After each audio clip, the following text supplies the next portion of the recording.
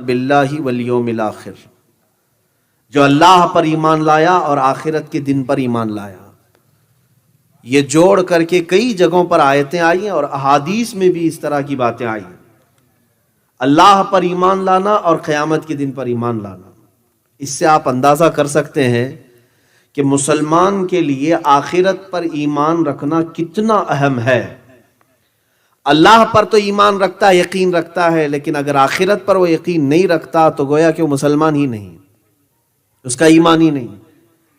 قیامت کے دن پر ایمان لانا یہ ہمارے بنیاد میں سے ہے، اسلام کی جڑوں میں سے ہے.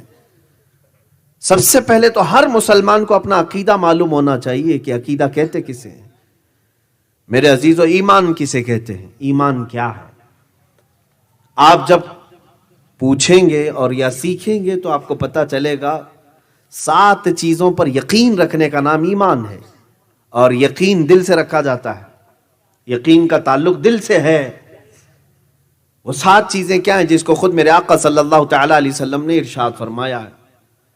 اللہ پر یقین رکھنا، دوسرے اللہ کے فرشتوں پر یقین رکھنا، تیسرے اللہ کی کتابوں پر یقین رکھنا، چوتھے اللہ کے رسولوں پر، تمام نبیوں اور رسولوں پر یقین رکھنا، پانچویں قیامت کے دن پر یقین رکھنا، اور چھٹے تقدیر پر یقین رکھنا. جو کچھ بھی ہماری زندگی میں اچھا یا برا ہوگا وہ اللہ کی مرضی سے ہوگا. اور 7ویں چیز ہے مرنے کے بعد دوبارہ زندہ کیے جانے پر یقین رکھنا، جس کو ایمان مفصل بھی آپ کہتے ہیں. آمنت باللہ وملائکتہ وکتبہ ورسلہ والیوم الآخر والقدر خیرہ وشرہ من اللہ تعالی والبعث بعد الموت. یہ عربی کا میں نے ترجمہ کر دیا، جو 7 چیزیں میں نے آپ کو گنایا ہے. ایمان مفصل میں 5ویں نمبر پر جو عقیدہ ہے ہمارا، وہ قیامت کے دن پر یقین رکھنا. اس میں ذرا برابر بھی کسی نے شک کیا تو اس کا ایمان ہی ختم ہو گیا. قیامت آئے گی کہ نہیں آئے گی اگر سوچتا بھی ہے، شک کرتا ہے. اسی لیے قرآن کی آیت 17ویں پارے کی میں نے تلاوت کی آپ کے سامنے، سورہ حج کی. اللہ تعالیٰ فرماتا ہے وَأَنَّ السَّاعَةَ آتِيَةٌ لَا رَيْبَ فِيهَا، قیامت آ کر رہے گی، اس میں کوئی شک نہیں. اللہ فرماتا ہے قیامت آئے گی، اس میں کوئی شک نہیں. وَأَنَّ اللَّهَ يَبْعَثُ مَن فِي الْقُبُورِ، قرآن کہتا ہے اور اللہ بے شک جتنے لوگ بھی قبروں میں ہیں سب کو دوبارہ اٹھائے گا. جو بھی قبروں میں ہیں ان سب کو اٹھایا جائے گا. یہ قیامت کے دن کا تذکرہ قرآن پاک میں بیشتر مقامات پر ہے. میں اپنی بساط کے مطابق ہی عرض کروں، 30 پاروں میں قرآن کے کوئی پارہ ایسا نہیں جو قیامت کے ذکر سے خالی ہو. کوئی پارہ نہیں ہے، ہر پارے میں قرآن پاک میں قیامت کا ذکر ضرور آیا ہے. میرے عزیزو، مسلمان کے لیے جب یہ بتایا گیا کہ قیامت کا آنا حق ہے تو اب اس کے متعلق معلومات بھی حاصل کرنا مسلمان کا ہی فریضہ ہے. ہمیں معلوم کرنا چاہیے یہ قیامت کیا چیز ہے، کیسے آئے گی، اس کے بعد کیا ہوگا. مختصر سی باتیں بیانات میں ہم سنتے ہی رہتے ہیں، لیکن ایک بات یاد رکھیں، اللہ کے نبی صلی اللہ تعالی علیہ وسلم نے جو معاشرے میں، اپنے مدینہ طیبہ میں، مکہ مکرمہ میں جو جان ڈال دی ان کے درمیان، کون سی ایسی چیز جو سب سے زیادہ ان کے دلوں کو موہ لیتی تھی؟ وہ رسول کریم صلی اللہ تعالی علیہ وسلم کی موعظت حسنہ جو آخرت پر میرے آقا بیان کرتے تھے. آخرت پر میرے آقا کے کثرت سے بیانات ہیں جس کی وجہ سے دل موم ہو جاتا تھا، نرم ہو جاتا تھا. یہاں تک کہ اگر کوئی زور سے ہنستا بھی تھا تو حضور یہ پوچھتے تو نے آخرت کی کتنی تیاری کر لی؟ آخرت کی تو نے کتنی تیاری کری؟ ہر بات کو رسول کریم صلی اللہ تعالی علیہ وسلم نے آخرت سے جوڑ کر کے رکھا ہے. یہاں تک کہ اللہ کے حبیب صلی اللہ تعالی علیہ وسلم نے آخرت کا تذکرہ اتنا فرمایا. میں آپ کو ایک بات چیلنج کے ساتھ کہہ دوں، اگر ہمارے اسلامی عقیدے میں قیامت کا ذکر نکال دو تو اسلام پورا کھوکھلا ہو جائے گا، ختم ہو جائے گا. کیوں جانتے ہیں؟ ہمارا سارا دار و مدار قیامت سے جڑا ہوا ہے. آج آپ فجر کی نماز کے لیے اٹھ کر کے دوڑے دوڑے جا رہے ہیں تو آپ کو ڈر ہے کہ میرا حساب ہونے والا ہے. آپ چوری سے بچتے ہیں تو اسی بات سے کہ آپ کو ڈر ہے کہ اللہ کے ہاں حساب ہونا ہے، قیامت کا دن آنے والا ہے. ہمیں سب کو 14 صدیوں سے اسی بات کا ڈر سنایا گیا ہے کہ ایک دن آئے گا جب اللہ تعالیٰ ہر چیز کو سامنے لائے گا. جو پوری سورہ ہے زلزال، اللہ فرماتا اذا زلزلت الارض زلزالها واخرجت الارض اثقالها، جب زمین میں زلزلے آ جائیں گے اور اپنی بوجھل چیزیں سب زمین باہر نکال دے گی. یومئذ تحدث اخبارها، اور یہ وہ دن ہوگا کہ زمین اپنے اندر کی ساری چیزیں خبر دے گی باہر. جو کچھ بھی رب تبارک و تعالیٰ نے اسے امانت کے طور پر دیا. اور پھر یہ آیت میں یومئذ یصدر الناس اشتاتا، جماعت در جماعت لوگوں کو لایا جائے گا میدان میں، لیروا اعمالہم، تاکہ ان کے اعمال انہیں دکھائے جائیں. فمن یعمل مثقال ذرۃ خیرا یرہ ومن یعمل مثقال ذرۃ شرا یرہ، جو رائی کے دانے کے برابر بھی نیکی کیا ہوگا اللہ اسے وہ بھی دکھائے گا، اور جو رائی کے دانے کے برابر برائی کیا ہوگا اللہ اسے وہ بھی دکھائے گا. یہ جو ڈر ہے، یہ جو خوف ہے، اسی نے ہم سب کو سیدھا کر کے رکھا ہوا ہے. اگر قیامت کا تصور نکال دو، آخرت کا خوف نکال دو، تو پھر آدمی جو چاہے وہ کرے گا. اسی لیے میرے آقا صلی اللہ تعالی علیہ وسلم نے فرمایا اذا لم تستحی فاصنع ما شئت، جب تجھے حیا نکل جائے، اللہ سے ڈر نکل جائے، تو جو چاہے وہ کر لے، جو چاہے کر لے. میرے عزیزو، اسلام کا جو بنیادی عقیدہ ہے وہ آخرت کا تصور، آخرت کا خوف. کاش ہم اپنے بچوں کو پولیس، بڈھے اور بڈھیوں اور گڑھے گڈیوں سے ڈرانے کی بجائے آخرت کا ڈر لگاتے. سیدنا حسن اور سیدنا امام حسین رضی اللہ تعالیٰ، بچپن کی بات ہے، دونوں میں آپس میں کچھ تکرار ہو گئی، جھگڑ پڑے، اور سیدتنا فاطمہ الزہرا رضی اللہ تعالیٰ عنہ کے پاس دونوں آئے. ابھی دونوں کی شکایت چل ہی رہی تھی. ماں نے صرف اتنا کہا کہ بیٹا میں یہ نہیں جانتی کہ تم میں سے پہل کس نے کیا، غلطی کس نے کیا. اس سے پہلے کہ قیامت کے دن اللہ تم سے روٹھ جائے، ایک دوسرے کو منا لو. سبحان اللہ. یہ بچوں کی تربیت ہوتی تھی. یہ اہل بیت کا گھرانہ ہے جہاں بچوں کی تربیت میں بھی 4 سال کے 5 سال کے بچوں کو یہ ڈر سنایا جاتا تھا کہ اللہ کہیں تجھ سے روٹھ نہ جائے، اللہ ناراض نہ ہو جائے. عزیزان گرامی وقار، اسلام کا پورا مدار آخرت پر ہے. ہم یہاں جو جی رہے ہیں اسی انتظار میں تو جی رہے ہیں. ہماری اصل زندگی یہ نہیں ہے. میں یہ قیامت کی تذکرے سے پہلے آپ کو یہ بتانا چاہتا ہوں کہ قیامت ہے کیا اسلام میں. قرآن پڑھو آپ، جگہ جگہ پر اللہ تعالیٰ نے اس کے آنے کے متعلق بیانات فرمائے ہیں. رب تعالیٰ فرماتا ہے القارعۃ ما القارعۃ وما ادراک ما القارعۃ، کھڑکا دینے والی. فاضل بریلوی رحمۃ اللہ علیہ نے فرمایا دل دہلا دینے والی. تو کیا جانے کہ دل دہلانے والی کیا چیز ہے. یوم یکون الناس کالفراش المبثوث، یہ وہ دن ہوگا جب ہر جگہ سے کھڑک کی آواز آئے گی، کھڑکانے والی آواز آئی. یہ وہ دن ہوگا جب لوگ ٹوٹے پتنگوں کی طرح ادھر ادھر بکھرے ہوں گے. وَتَكُونُ الْجِبَالُ كَالْعِهْنِ الْمَنْفُوشِ، اور بڑے بڑے پہاڑ روئی کے پھائے کی طرح اڑ رہے ہوں گے. یہ وہ دن ہوگا. رب تبارک و تعالیٰ نے فرمایا قیامت کے دن کے متعلق، قیامت کے کئی نام آئے ہیں قرآن میں. یوم القیامہ ہے، اور اللہ رب العزت نے قسم یاد فرمائی لا اقسم بیوم القیامہ، قسم ہے قیامت کے دن کی. اور پھر اللہ تعالیٰ یہ فرماتا ہے ایحسب ان نجمع، ایحسب الانسان ان نجمع عظامہ، انسان کیا یہ سوچ کر کے بیٹھا ہے کہ ہم اس کی ہڈیاں نہیں جما سکیں گے، ہم اس کی ہڈیاں نہیں جمائیں گے. اللہ تعالیٰ فرماتا بلا قادرین علی ان نسوی بنانا، بلکہ ہم تو قادر ہیں، ہر پور کو جوڑ دیں گے، ہر ٹکڑے کو اللہ رب العزت جوڑ دے گا. یہ قیامت کے دن کے متعلق سورہ قیامہ میں بھی تذکرہ ہے. پوری سورہ کا نام قیامہ ہے.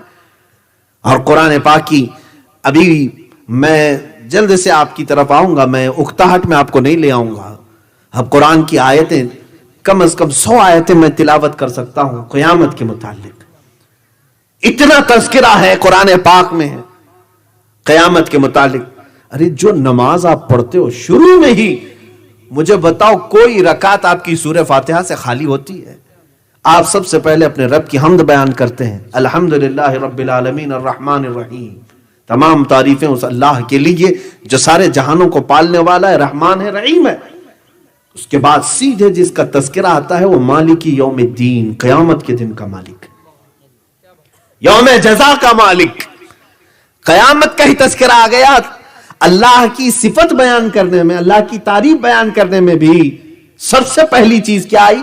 مالک یوم الدین، وہ قیامت کے دن کا مالک ہے، روز جزا کا مالک ہے۔ عزیزان گرامی اوقات، وہاں پر اللہ انسانوں کا بھی مالک ہے، زمین کا مالک ہے، آسمانوں کا مالک ہے، وہ ساری کائنات کا مالک ہے، لیکن رب نے تذکرہ کس کا فرمایا؟ یوم الدین، وہ روز جزا کا مالک ہے۔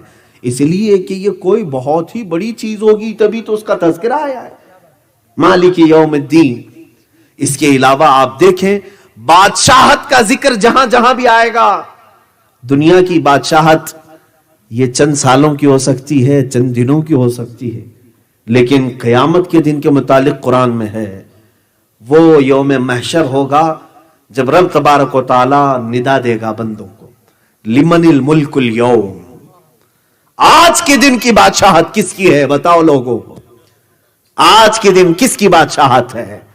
پھر رب تعالی خود ہی جواب دیتا ہے، للہ الواحد القہار، ایک قہر کرنے والے خدا کی آج بادشاہت ہے، سخت پکڑ کرنے والے خدا کی آج بادشاہت ہے۔ اور اس دن اللہ تعالیٰ کی طرف سے پکارا جائے گا، این الجبارون، کہاں ہے وہ جو گھمنڈ میں اکڑ کر کے چلتے تھے، آ جائیں۔ کہاں ہے وہ جو دنیا میں سینہ تان کر کے بادشاہ بنتے تھے، آ جائیں۔ میرے عزیزو، ایک دن تو ہے جو روز جزا جس کو کہیں، میں نام گنا دوں اگر قیامت کے، سن لے، یوم الدین اس کو کہا گیا، یوم القیامہ ہے، یوم النشور ہے، یوم البعث ہے، اور یوم التناد ہے، یہ سب قیامت کے نام ہیں۔ اور اللہ تبارک و تعالیٰ نے اس کے تذکرے جو فرمائے الگ الگ انداز میں ہیں۔ وہ ایک سخت دن ہے، سخت دن ہے، اور ایسا سخت دن ہے جس کے متعلق قرآن میں اللہ نے یہ بھی فرمایا کہ اس کا ایک دن 50,000 سال کے برابر کا ہے، 50,000 سنت مما تعدون، جس کو تم گنتی کرتے ہو، یہ بھی قرآن میں آئی، 50,000 سال کے برابر کا ایک دن ہوگا۔ کوئی ضرورت نہیں ہے جلد بازی کی، تم حساب دیتے کھڑے رہ جاؤ، کھڑے رہ جاؤ۔ میرے عزیزوں، اندازہ کرو، 50,000 سال کہہ رہا ہوں میں۔ ابھی یہ دنیا کا اگر کیلکولیشن کریں تو بعض محدثین ہیں آج بھی جنہوں نے کیلکولیشن کر کے اپنے تخمینے سے بتایا ہے آدم علیہ السلام سے لے کر اب تک 7,000 سال نہیں ہوئے، سیدنا آدم علیہ السلام سے لے کر اب تک کے جو ایام ہیں 7,000 سال نہیں ہوئی۔ یہ سائنٹسٹ کہتے ہیں 1,00,000 سال 2,00,000 سال، اٹکل پچھو مارو، کون پوچھنے والا ہے۔ ہاں اسی طرح سے اب بھائی میں زمین میں یہاں گاڑ دیا کھمبا اور کہا یہ پوری دنیا کا سینٹر ہے، کون ناپنے والا ہے؟ اس طرح سے بہت سارے اٹکل پچھو تو مارے جاتے ہیں۔ ہاں لیکن یہ ہے کہ کچھ باتیں ایسی ہیں جو علم غیب سے تعلق رکھتی ہیں، اور ہمارا عقیدہ ہے وہ باتیں صرف انبیاء ہی کر سکتے ہیں جو غیب سے تعلق رکھتی ہیں۔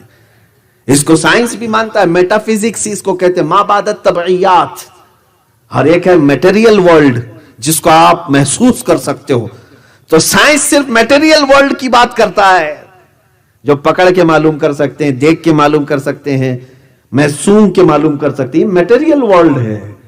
اور جو میٹا فزکس ہے اس کے بارے میں تو ایسے شخص کی ضرورت ہے جو بغیر دیکھے بتا سکتا ہو، اور وہ اللہ کے انبیاء ہیں۔ عزیزان گرامی اوقات، اسی طرح سے میں اب جو بات عرض کر رہا تھا وہ یہ ہے کہ 7,000 سال، چلو میں بھی اس کو یقینی بات نہیں کہتا، یہ تخمینہ ہے، لیکن جو قیامت کے دن کا کیلکولیشن بتایا گیا وہ اتنا لمبا ہے کہ 50,000 سال کے برابر کا۔ تم کھڑے رہو، سب کا حساب ہوگا۔ اور رب تبارک و تعالی نے وہاں کے متعلق فرمایا، یوم یفر المرء من اخیہ وامہ وابیہ وصاحبتہ وبنیہ، یہ وہ دن ہوگا جب ماں اپنے بیٹے سے بھاگ رہی ہوگی۔ یوم یفر المرء من اخیہ، آدمی اپنے بھائی سے بھاگ رہا ہوگا، ماں اپنے بیٹے سے، دوست اپنے دوست سے جان چھڑا کے بھاگ رہا ہوگا، تب بھاگ رہے ہوں گے۔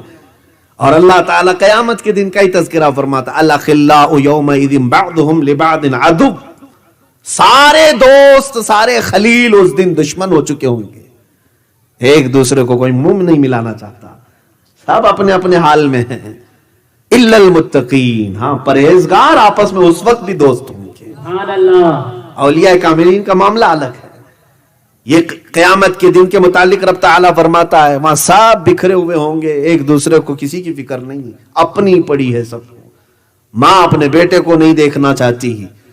یہی تذکرہ قرآن پاک میں چند آیتیں برکت کے لیے تلاوت کرو، اور پھر جو مجھے حکم ہوا ہے اس بات پر میں عرض کروں گا۔ قیامت کے متعلق رب تبارک و تعالیٰ نے یہ فرمایا کہ سارے ایک دوسرے کے دشمن ہو جائیں گے سوائے متقین کے، اور پھر کیسے آئیں گے وہاں پر؟ سورہ کہف میں رب تعالیٰ نے فرمایا وَعُرِضُوا عَلَى رَبِّكَ صَفًّا لَقَدْ جِئْتُمُونَا كَمَا خَلَقْنَاكُمْ أَوَّلَ مَرَّةٍ، تم صف در صف لائے جاؤ گے، صف در صف لائے جاؤ گے، اور اللہ تعالیٰ فرماتا جیسے ہم نے تم کو پہلے پیدا کیا تھا ویسے اٹھائے جاؤ گے، بغیر لباس کے آؤ گے، قیامت کے دن بغیر لباس کے اٹھائے جائیں گے۔ اس کے متعلق حدیث میں حضرت ماں عائشہ صدیقہ رضی اللہ تعالیٰ عنہ نے پوچھا بھی تھا، اے اللہ کے نبی صلی اللہ تعالیٰ علیہ وسلم بغیر لباس کے ہوں گے؟ کیا اس کا معنی ہے؟ کیا ایک دوسرے کی طرف لوگ دیکھ رہے ہوں گے؟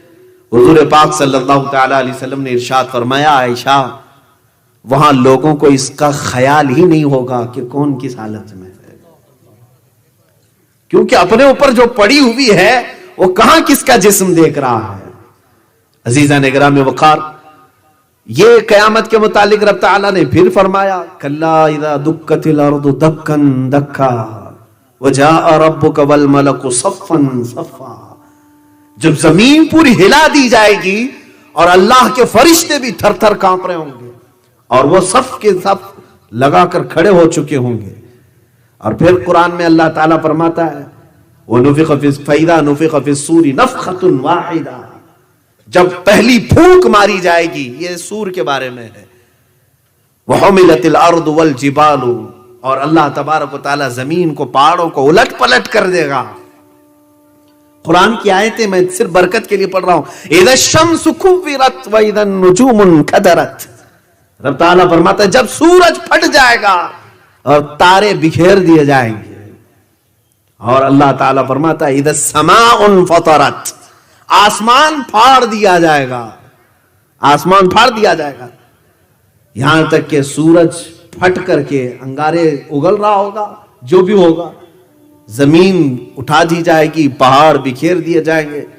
یہ تمام معاملات قیامت کے ہیں کہ کس طرح آنے والی ہے۔ دل دہلا دینے والی جو بات آئی اس پر میں نے یہ تفسیر عرض کیا۔ قرآن پاک میں اللہ نے فرمایا القارعۃ ما القارعہ، وہ دل دہلا دینے والی ہے، تم کیا جانو کہ دل دہلانے والی کیا چیز ہے۔ میرے عزیزو، اتنی باتیں جو میں نے عرض کیا، یہاں ایک پٹاخہ اڑے تو کتنوں کا دل دھڑکتا ہے، وہ قیامت کے سور پھونکے جائیں تو نہ جانے کیا کیا ہوگا، کیسے کیسے دل دہلیں گے۔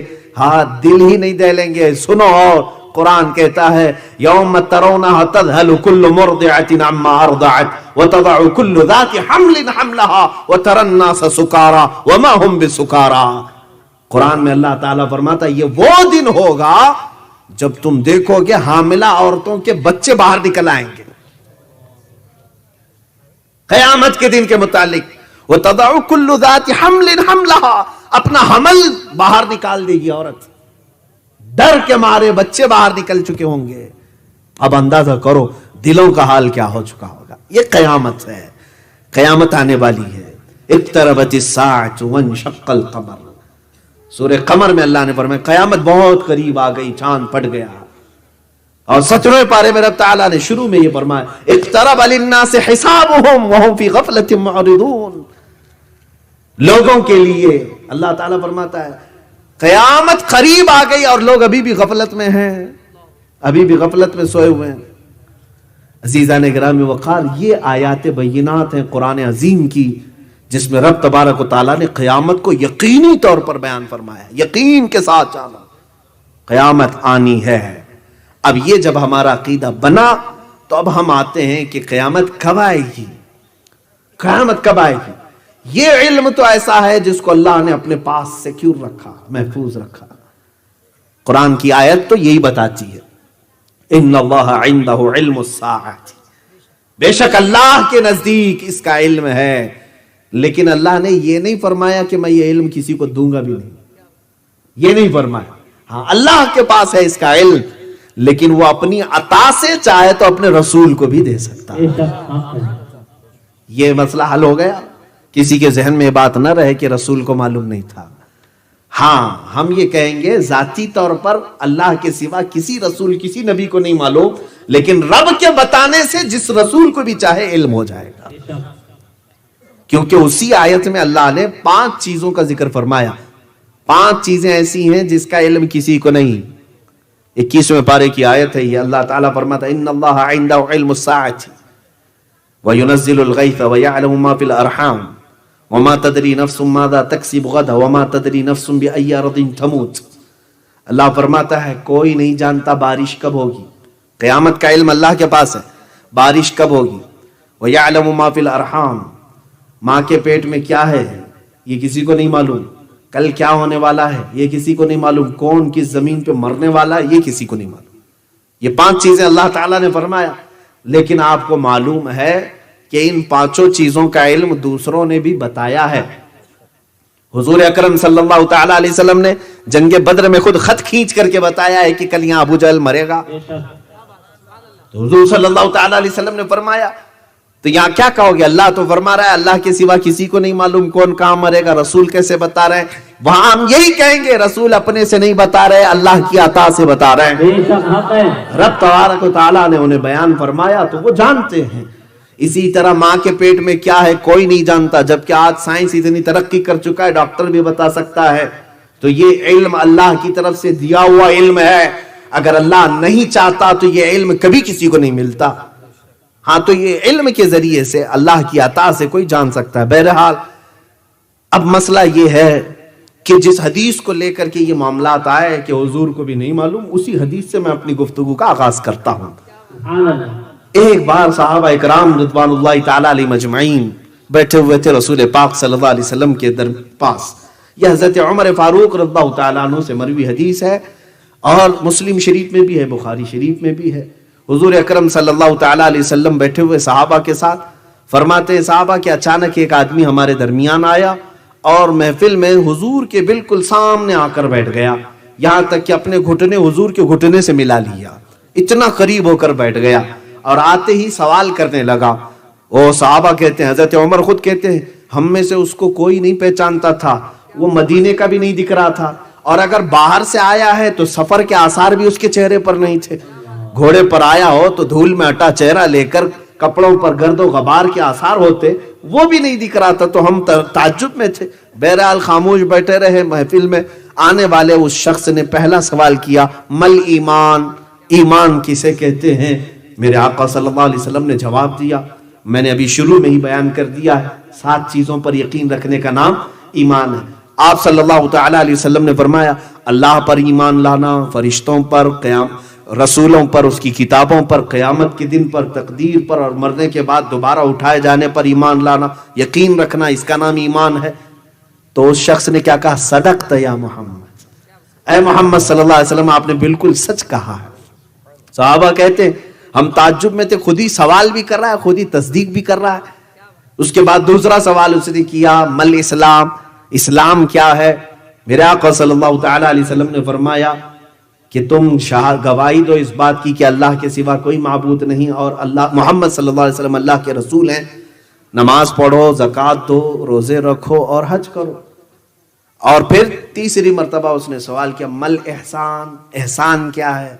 میرے آقا صلی اللہ علیہ وسلم نے فرمایا تم عبادت اللہ کی ایسی کرو جیسے کہ تم اسے دیکھ رہے ہو، اور اگر یہ نہ کر سکو تو ایسی عبادت کرو کہ اللہ تمہیں دیکھ رہا ہے. اس تصور کے ساتھ عبادت کرو. یہاں عبادت کا ذکر ہے، نماز کا نہیں. ہر عبادت میں یہ خیال ہونا چاہیے، ہر عبادت میں کہ اللہ مجھے دیکھ رہا ہے. اب 3 سوالات یہ ہو گئے، یہ بیسک تھی. یہ پورا ایمان، اسلام، احسان، تینوں چیزیں آ گئی اس کے اندر. اور یہی تین ہی پر اگر تم اکتفا کر لیے تو کامل مسلمان بن کر کے دنیا سے جاؤ. ایمان کو سمجھ لیں، اسلام کو سمجھ لیں اور احسان کو سمجھ لیں. لیکن چوتھے نمبر پر اس سائل نے، سوال کرنے والے نے ایک اور سوال کیا، متی الساعۃ، قیامت کب آئے گی؟ یہی ایک معرکۃ الآراء سوال ہے. آپ صلی اللہ تعالیٰ علیہ وسلم نے اس کے جواب میں جو فرمایا، بعض لوگ اس کو ہیرا پھیری کر کے ترجمے کرتے ہیں. مل مسئول اعلم منہا بالسائل. حضور اکرم صلی اللہ تعالیٰ علیہ وسلم نے فرمایا مجھ سے تم پوچھے ہو اور تم پوچھنے والے. سائل وہ ہے اور میں پوچھا گیا ہوں. مسئول میں ہوں، سائل تم ہو. تو فرمایا سائل کو جتنا اس بارے میں معلوم ہے مسئول کو بھی اتنا علم ہے. اس کا یہ ترجمہ ہو سکتا ہے. یہاں بعض لوگ یہ کہتے ہیں کہ سائل سے زیادہ مسئول کو معلوم نہیں، زیادہ جانتا نہیں. بہرحال یہ گتھی سلجھے گی آگے کی بحث سے. تو اب سوال کرنے والے نے پھر اس کے بعد یہ 4 سوال کر لیے. تو اب میرے آقا صلی اللہ تعالی علیہ وسلم نے آگے یہ فرمایا قیامت کب آئے گی وہ چھوڑ دو، ایگزیکٹ ڈیٹ پرٹیکولر جو کوئی وقت ہو یہ چھوڑ دو، اس کے آنے سے پہلے کیا کیا ہوگا وہ میں بتاتا ہوں. یہ ہمارا آج کا ٹاپک بھی ہے. حضور اکرم صلی اللہ تعالی علیہ وسلم نے فرمایا ان تلد الامۃ ربتها وان ترى الحفاة. حضور اکرم صلی اللہ تعالی علیہ وسلم نے فرمایا یتطاولون فی البنیان. تم دیکھو گے کہ ماں اپنے سردار کو جن رہی ہوگی، یعنی بیٹا ماں باپ پر حکومت کر رہا ہوگا. وہ آ چکا دن. اور میرے آقا صلی اللہ علیہ وسلم نے اپنی نشانیاں بتانا شروع فرما دیا. تم دیکھو کہ ننگے پیر چرواہے کم ذات کے لوگ بڑی بڑی عمارتوں پر فخر کر رہے ہوں گے. اب یہ اتنی علامتیں بیان کر دی حضور اکرم صلی اللہ تعالی علیہ وسلم نے. اب مختلف جگہوں پر مختلف احادیث میں بہت ساری علامات ہیں. یہاں تک کہ امام حماد رحمت اللہ تعالی علیہ نے پوری کتاب الفتن لکھ دی ہے. اس پر کتاب الفتن علامات الساعہ نام سے پوری کتابیں آ گئی کہ قیامت کی نشانیاں کیا کیا ہیں. پڑھتے جائیں تو ایک پورا کا پورا باب ہے یہ.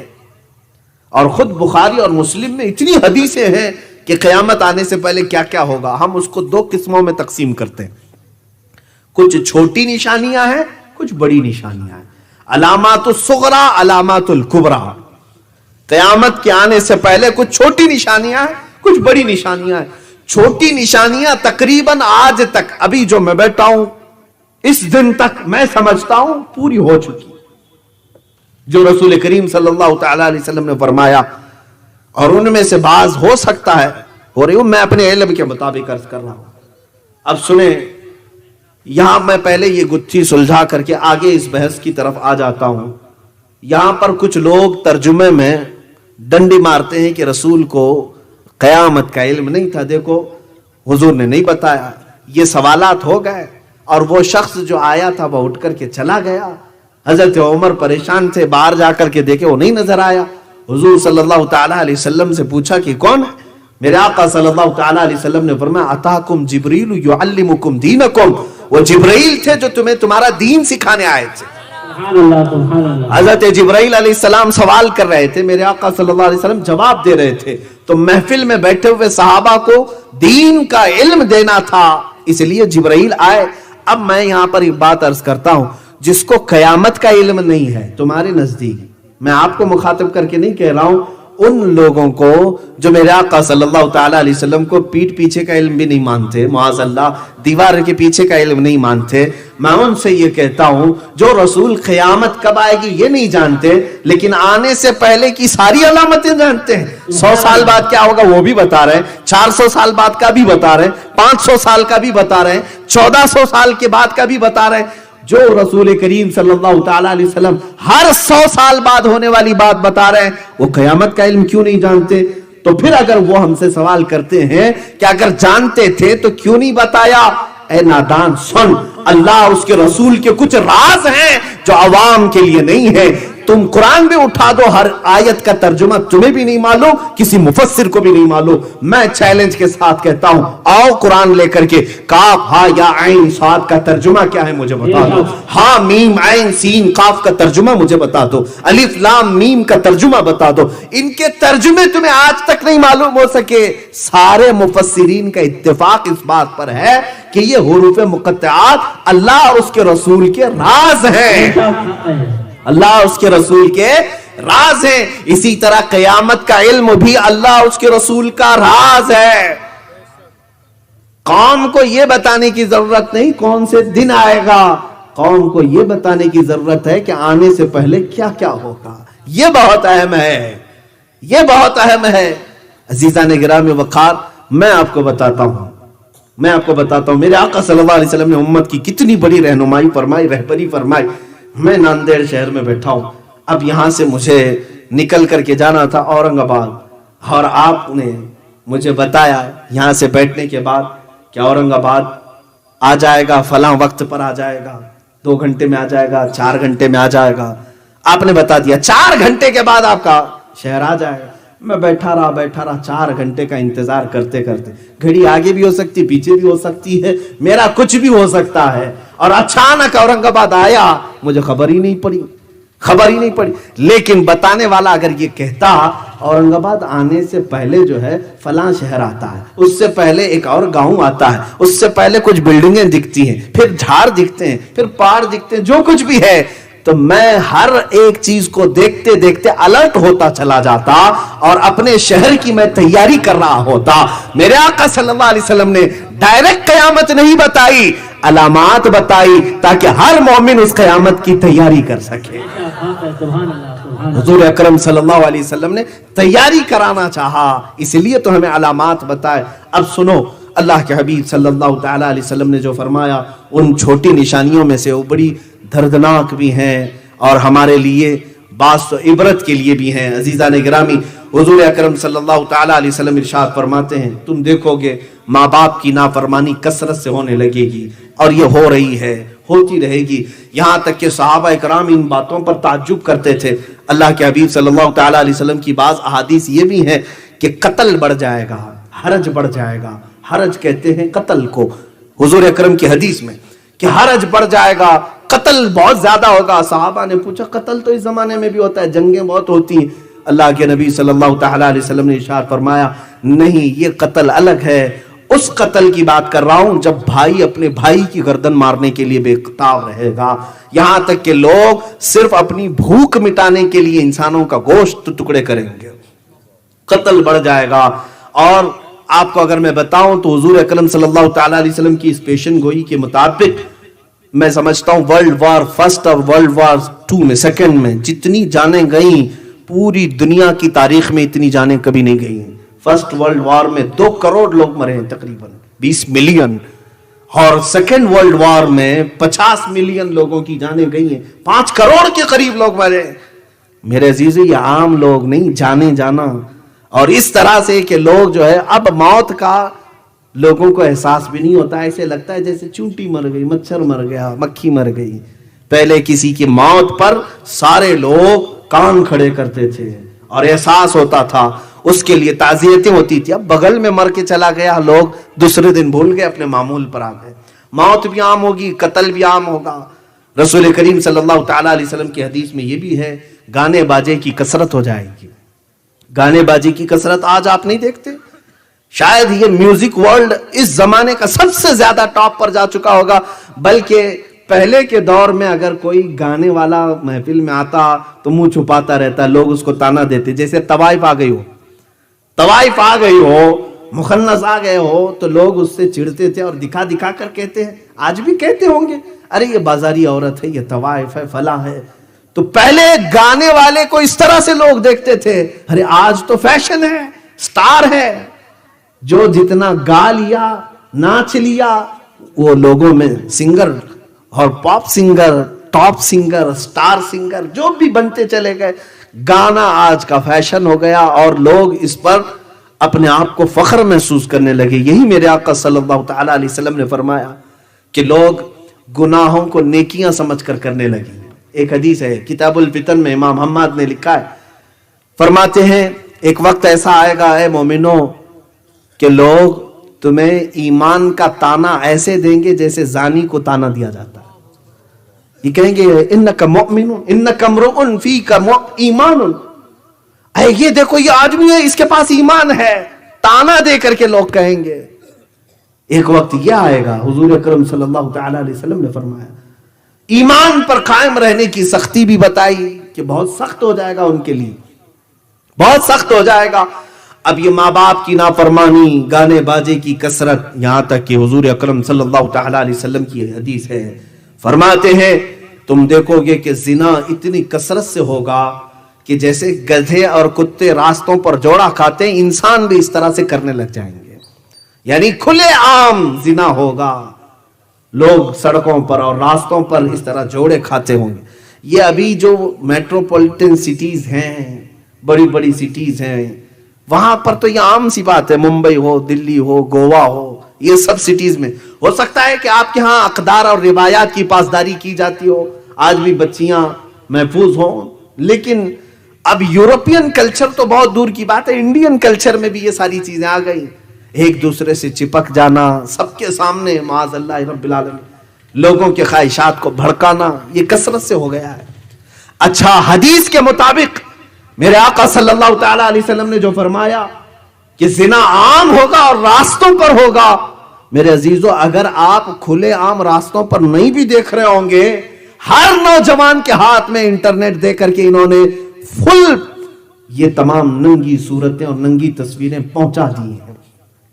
آج یہ پورنوگرافی کثرت سے دیکھی جاتی ہے، دنیا کی سب سے زیادہ یوزفل ویب سائٹس پورنوگرافی ہے، بے حیائی کی تصویریں دیکھنا، بلیو فلم دیکھنا، پوری دنیا میں اس کا سب سے زیادہ ڈیمانڈ ہے۔ میں ابھی لاک ڈاؤن کی بات بتا رہا ہوں، لاک ڈاؤن کے درمیان شروع کا مہینہ ہوگا، شاید غالباً اپریل یا مئی میں، میرے پاس رپورٹ تھی، میں نے دیکھا، حیرت ہو گئی، پوری دنیا میں سب سے زیادہ لاک ڈاؤن میں لوگ کس میں اپنا وقت بتائیں تو رپورٹ کے مطابق پورنوگرافی میں۔ انٹرنیٹ جو یوز ہوا 90% پورنوگرافی پر یوز ہوا، 10% باقی کاموں کے لیے استعمال ہوا۔ 90%، عزیزان گرامی، لاکھوں بلین اور لاکھوں ڈالر اس میں خرچ کیے جاتے ہیں، گندی تصویریں اور گندی فلمیں تمہارے گھروں تک پہنچانے کے لیے۔ اور قرآن نے بھی یہ فرمایا بل یرید الانسان لیفجر امامہ، انسان یہ چاہتا ہے کہ وہ سامنے بے حیائی دیکھے، انسانوں کی طبیعت ہے یہ اس طرح سے بے حیائی اور عیاشی دیکھنے کا متلاشی بھی رہتا ہے، تجسس رہتا ہے اس کو۔ اور وہ زمانہ آ جائے گا، زنا کثرت سے اور عام ہو جائے گا۔ عزیزان گرامی وقار، اب تو یہ پاس و لحاظ بھی نہیں رکھا جاتا اسلامی شریعت کے مطابق، لوگ اب طلاق کے اس معاملے میں اتنے ہلکے ہو گئے ہیں، بہت سارے مسلمان طلاق کو گالی سمجھ کر کے اپنی عورت کو دے دیتے ہیں، اس کے بعد پھر اس کے ساتھ زندگی گزارتے ہیں، جو کہ ہر رات وہ اپنی عورت کے ساتھ زنا کرتا ہے۔ طلاق مکمل ہو گئی، اگر 3 طلاقیں، اس کے بعد اس کے لیے وہ عورت اجنبی، اور اگر اس کے ساتھ وہ رہتا ہے تو وہ زنا کر رہا ہے۔ یہ بھی عام حالات میں اب پائے جا رہے ہیں۔ اور تو اور میرے عزیزوں، مجھے حیرت اس بات کی ہوئی، انگلینڈ سے ایک صاحب تھے، انہوں نے کہا کہ یہاں ہمارے لڑکا یا لڑکی 16 سال کے ہو گئے، 17 سال کے ہو گئے، اور اگر ان کا بوائے فرینڈ اور گرل فرینڈ نہ ہو تو اس کو فزیشین کے پاس دکھانے کے لیے لے جاتے ہیں کہ چیک کرو اس کو کوئی تکلیف تو نہیں، اب تک اس کا بوائے فرینڈ نہیں ہے، اب تک اس کی کوئی گرل فرینڈ نہیں ہے، اس کو ایسا سمجھتے ہیں زندگی کی ضروریات ہیں۔ عزیزان گرامی وقار، ہم اس ڈگر پر آ چکے ہیں جہاں ہم جانوروں کی طرح زندگی گزارے جائیں گے۔ اور حضور اکرم صلی اللہ تعالی علیہ وسلم مدینہ طیبہ میں بیٹھ کر کے ارشاد فرما رہے ہیں کاسیات عاریات، حضور فرماتے ہیں میں دیکھ رہا ہوں وہ عورتیں جو کپڑا پہن کر کے بھی ننگی ہوں گی، کپڑے پہنے ہوں گی لیکن ننگی ہوں گی۔ کیا مطلب؟ ایسے کپڑے تنگ و چست کپڑے کہ جس میں ان کا پورا فگر دکھ رہا ہو۔ یہ آج رواج ہے، عام رواج ہے۔ میں اور فحاشاؤں کی بات نہیں کر رہا ہوں، مسلمان گھروں کی بچیوں کی بھی بات کر رہا ہوں۔ عورتیں ہماری بھی اس بات کو پسند کرنے لگ گئیں کہ جسم جتنا دکھایا جائے اتنا اچھا ہے۔ معاذ اللہ رب العالمین، حدیث پاک میں میرے آقا صلی اللہ تعالی علیہ وسلم فرماتے ہیں میں نے جہنم میں کثرت سے عورتوں کو دیکھا ہے، سب سے زیادہ عورتوں کو دیکھا ہے۔ ایک حدیث میں یہ اللہ کے حبیب فرماتے ہیں ایک عورت کو میں نے دیکھا کہ اس کو پستانوں سے لٹکایا گیا ہے اور فرشتے اس کو عذاب اس قدر سختی سے دے رہے ہیں کہ اس کے پیٹ سے اس کی انتڑیاں اس کے پیٹ کے مقام سے باہر نکلی ہوئی ہیں اور اسے لٹکایا گیا ہے. تو حضور اکرم صلی اللہ تعالی علیہ وسلم نے وجہ بیان فرمائی، یہ وہ عورت ہے جو اپنا جسم کی نمائش کو پسند کرتی تھی اور اسے اس عذاب میں گرفتار کیا گیا تھا. آج وہ کثرت سے بے حیائی رواج پکڑ گئی. آپ دیکھتے ہیں ہماری بچیوں کی بھی مارکیٹ میں ایسے لباس آ گئے جس میں ہاف لباس ہیں. چھوٹی سی بچیاں، آپ سمجھتے ہوں گے ان کو پردہ تھوڑی نہ فرض ہے ابھی، لیکن میرے عزیزو دشمن بہت پہلے سے پلان کر رہا ہے، بہت پہلے سے تمہیں بے حیا بنانا چاہتا ہے کہ چھوٹی سی بچیوں کو ایسے کپڑے پہناؤ کہ جوان ہونے تک ان کو اپنے لباس کا خیال نہ رہے، یہ ہر ننگا پن کو بھی قبول کر لیں. ہم نے اپنی بچیوں کو بھی پہنانا شروع کر دیا. مارکیٹ میں جائیں تو بچیوں کے فل کپڑے پوچھیں تو لوگ ہنستے ہیں، ارے ان کو بھی کیا آپ برقع پہنائیں گے؟ نہیں میرے عزیزو، میں اگر اپنی بچی کے لیے پوچھتا ہوں کہ فل سلیوز کا کوئی لباس ہو تو دے دو. چھوٹی سی بچی 4 سال کی 5 سال، مولوی صاحب اس میں ہوتا کیا ہے، آپ ابھی سے بچی پر پابندی لگا رہے ہیں. ہمیں کہتے ہیں بیٹا 4 سال میں اگرچہ اس پر پردہ فرض نہیں، لیکن اسے آدھا ننگا رکھ کر کے میں 20 سال والی عادت ابھی سے ڈالوں. 20 سال میں یہ بچی وہی کرے گی جو بچپن میں کرتی تھی. آپ دیکھیں جس کو جیسے کپڑے پہننے کی عادت ہے ویسے پہنتا رہے گا. آپ پینٹ پہنتے ہیں، اچانک چڈی پہنو بولو، شرم آئے گی، تھوڑا جھجک محسوس ہوگی، آدمی کا ضمیر نہیں گوارا کرتا. اسی طرح جو ہماری اسلامی بچیاں فل لباس پہنتی ہیں، اچانک ان کو کہہ دو کہ ہاف لباس میں آ جائیں، وہ شرم محسوس کریں گی. دشمنوں نے یہ باضابطہ میں نے پڑھا تھا، ایک حاکم یہودی حکیم ہے 150 سال پہلے اس نے یہودیوں کو جمع کر کے کہا تھا یہ مسلمان بچیاں آوارہ ہوتی نہیں ہیں جلدی، اس لیے کہ ان کے گھروں کا ماحول ایسا ہوتا ہے، کیا کیا جائے؟ تو اس نے کہا چھوٹی بچیوں کے ہی لباس ان کے آدھے آدھے بناؤ تاکہ بچپن سے ان کو رواج ملے. عزیزہ نگران وقار، انجانے میں ہم کسی سازش کے بھی شکار ہو جاتے ہیں اور کچھ تو ہم جان بوجھ کر کے بھی کرتے ہیں.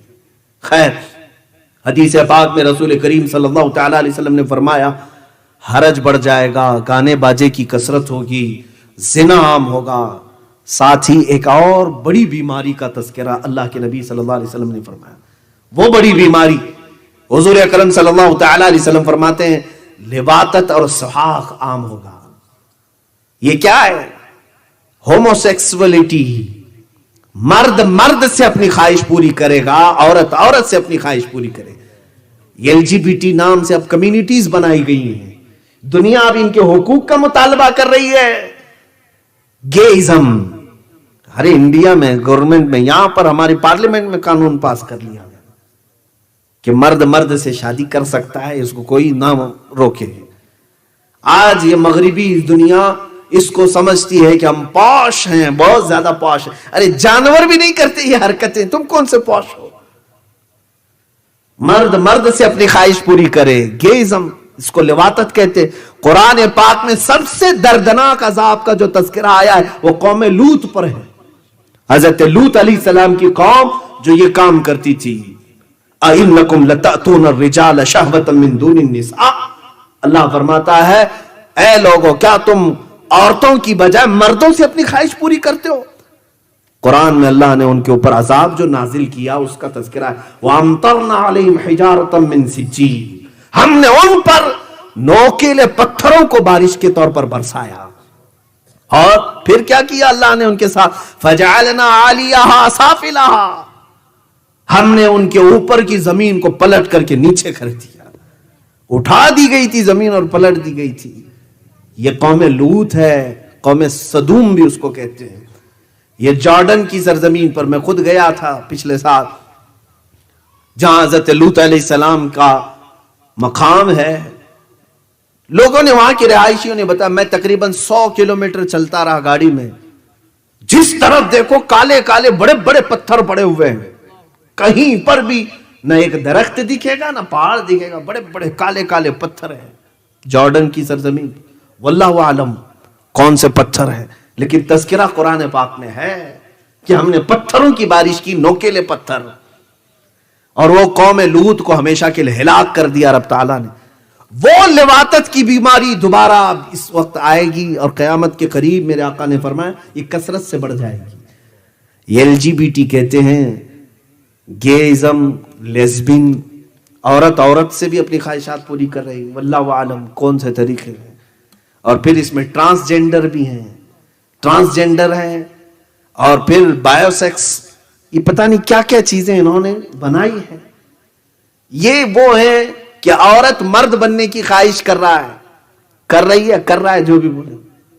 مرد جو ہے اپنے آپ کو سرجری کروا کر کے عورت بن جا رہا ہے. یہ ٹرانسجینڈر یہ لوگ ہیں، یعنی اللہ تعالیٰ کی تخلیق کو ختم کرنا چاہتے ہیں. جو خلقت ہے، اللہ تبارک و تعالیٰ نے فرمایا ہے قرآن پاک میں فَلَيُغَيِّرُنَّ خَلْقَ اللَّهِ. شیطان کہتا ہے خلق اللہ کو، اللہ کی تخلیق کو میں بگاڑ دوں گا. اور وہ کام یا اس زمانے میں کثرت سے ہو رہا ہے. میں آپ کو بتاؤں ایک سروے کے مطابق بڑے بڑے کنٹریز میں اب یہ قانون پاس ہو رہا ہے کہ جو گے میں رہنا چاہتا ہے، جو لیسبین رہنا چاہتی ہے، اس کو قانونی سپورٹ بھی ملے گا. ان کی شادیوں کے لیے یہ لوگ بجٹ بھی پاس کریں گے. ہاں، یہ سب پورے وہی لوگ بیٹھے ہوئے ہیں. بلکہ بعض کنٹریز ایسی ہیں کہ اگر کوئی گے ہے یا لیسبین ہے تو اس کو وہ فری ویزا دیتے، رہنے کے انتظامات کرواتے. اللہ کی پناہ، شیطانیت اس قدر آ گئی میرے عزیزوں. یہ اس زمانے میں ہم جی رہے ہیں. آپ دیکھیں یہ سب حالات آئیں گے.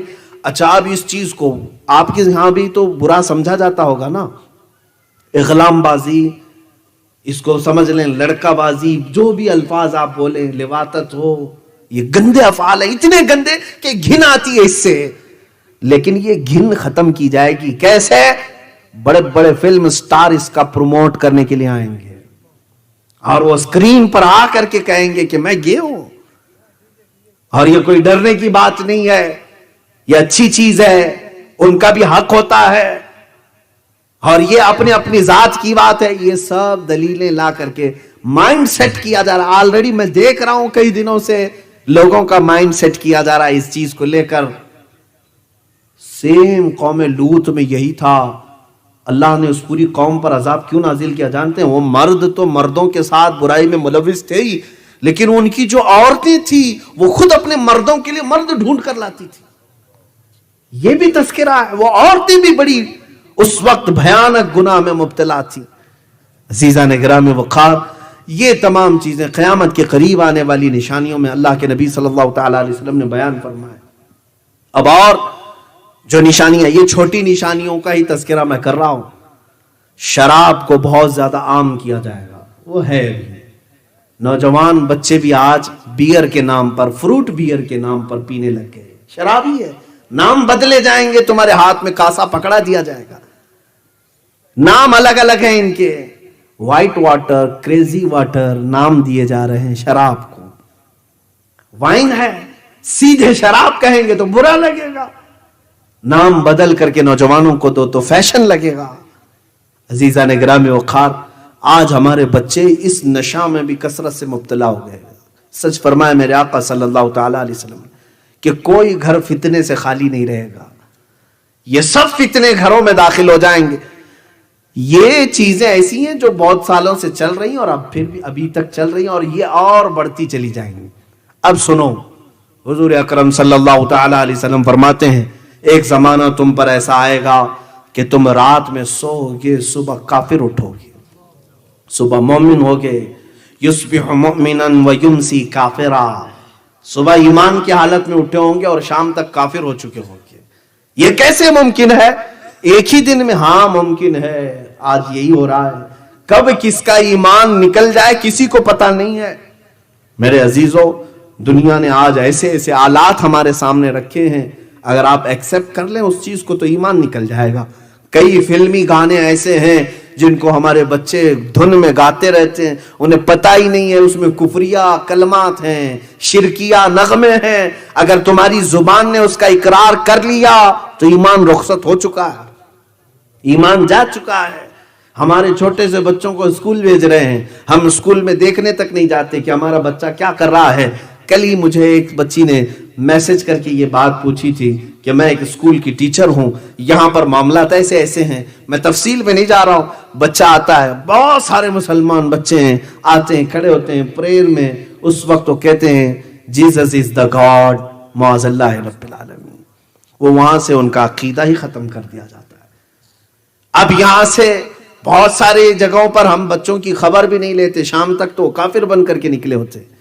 میرے آقا صلی اللہ تعالی علیہ وسلم نے سچ فرمایا، کل مولود یولد علی الفطرہ وابواہ یحودانہ او یمجسانہ او ینصرانہ او کما قال رسول اللہ صلی اللہ علیہ وسلم۔ ہر پیدا ہونے والا بچہ اسلام کی فطرت پہ پیدا ہوتا ہے، مسلمان پیدا ہوتا ہے، اس کے ماں باپ اس کو یہودی بناتے ہیں، عیسائی بناتے ہیں، یا آگ کا پجاری بناتے ہیں، بچے کو اس کے ماں باپ بناتے ہیں۔ یہ ہم نے آج دیکھا ہے، ماں باپ ہی تو ڈال رہے ہیں ایسی جگہوں پر جہاں وہ ایمان اپنا بیچ کر کے آ چکا ہوتا ہے، اسے بھی خبر نہیں، ماں باپ کو بھی خبر نہیں، ایمان رخصت ہو چکا ہوتا ہے۔ عزیزان گرامی اوقات، قیامت کے آنے سے پہلے اور جو علامات ہیں، یہ سب چیزیں تو آپ دیکھ ہی رہے ہیں، یہ کوئی نئی باتیں نہیں تقریباً ہو رہی۔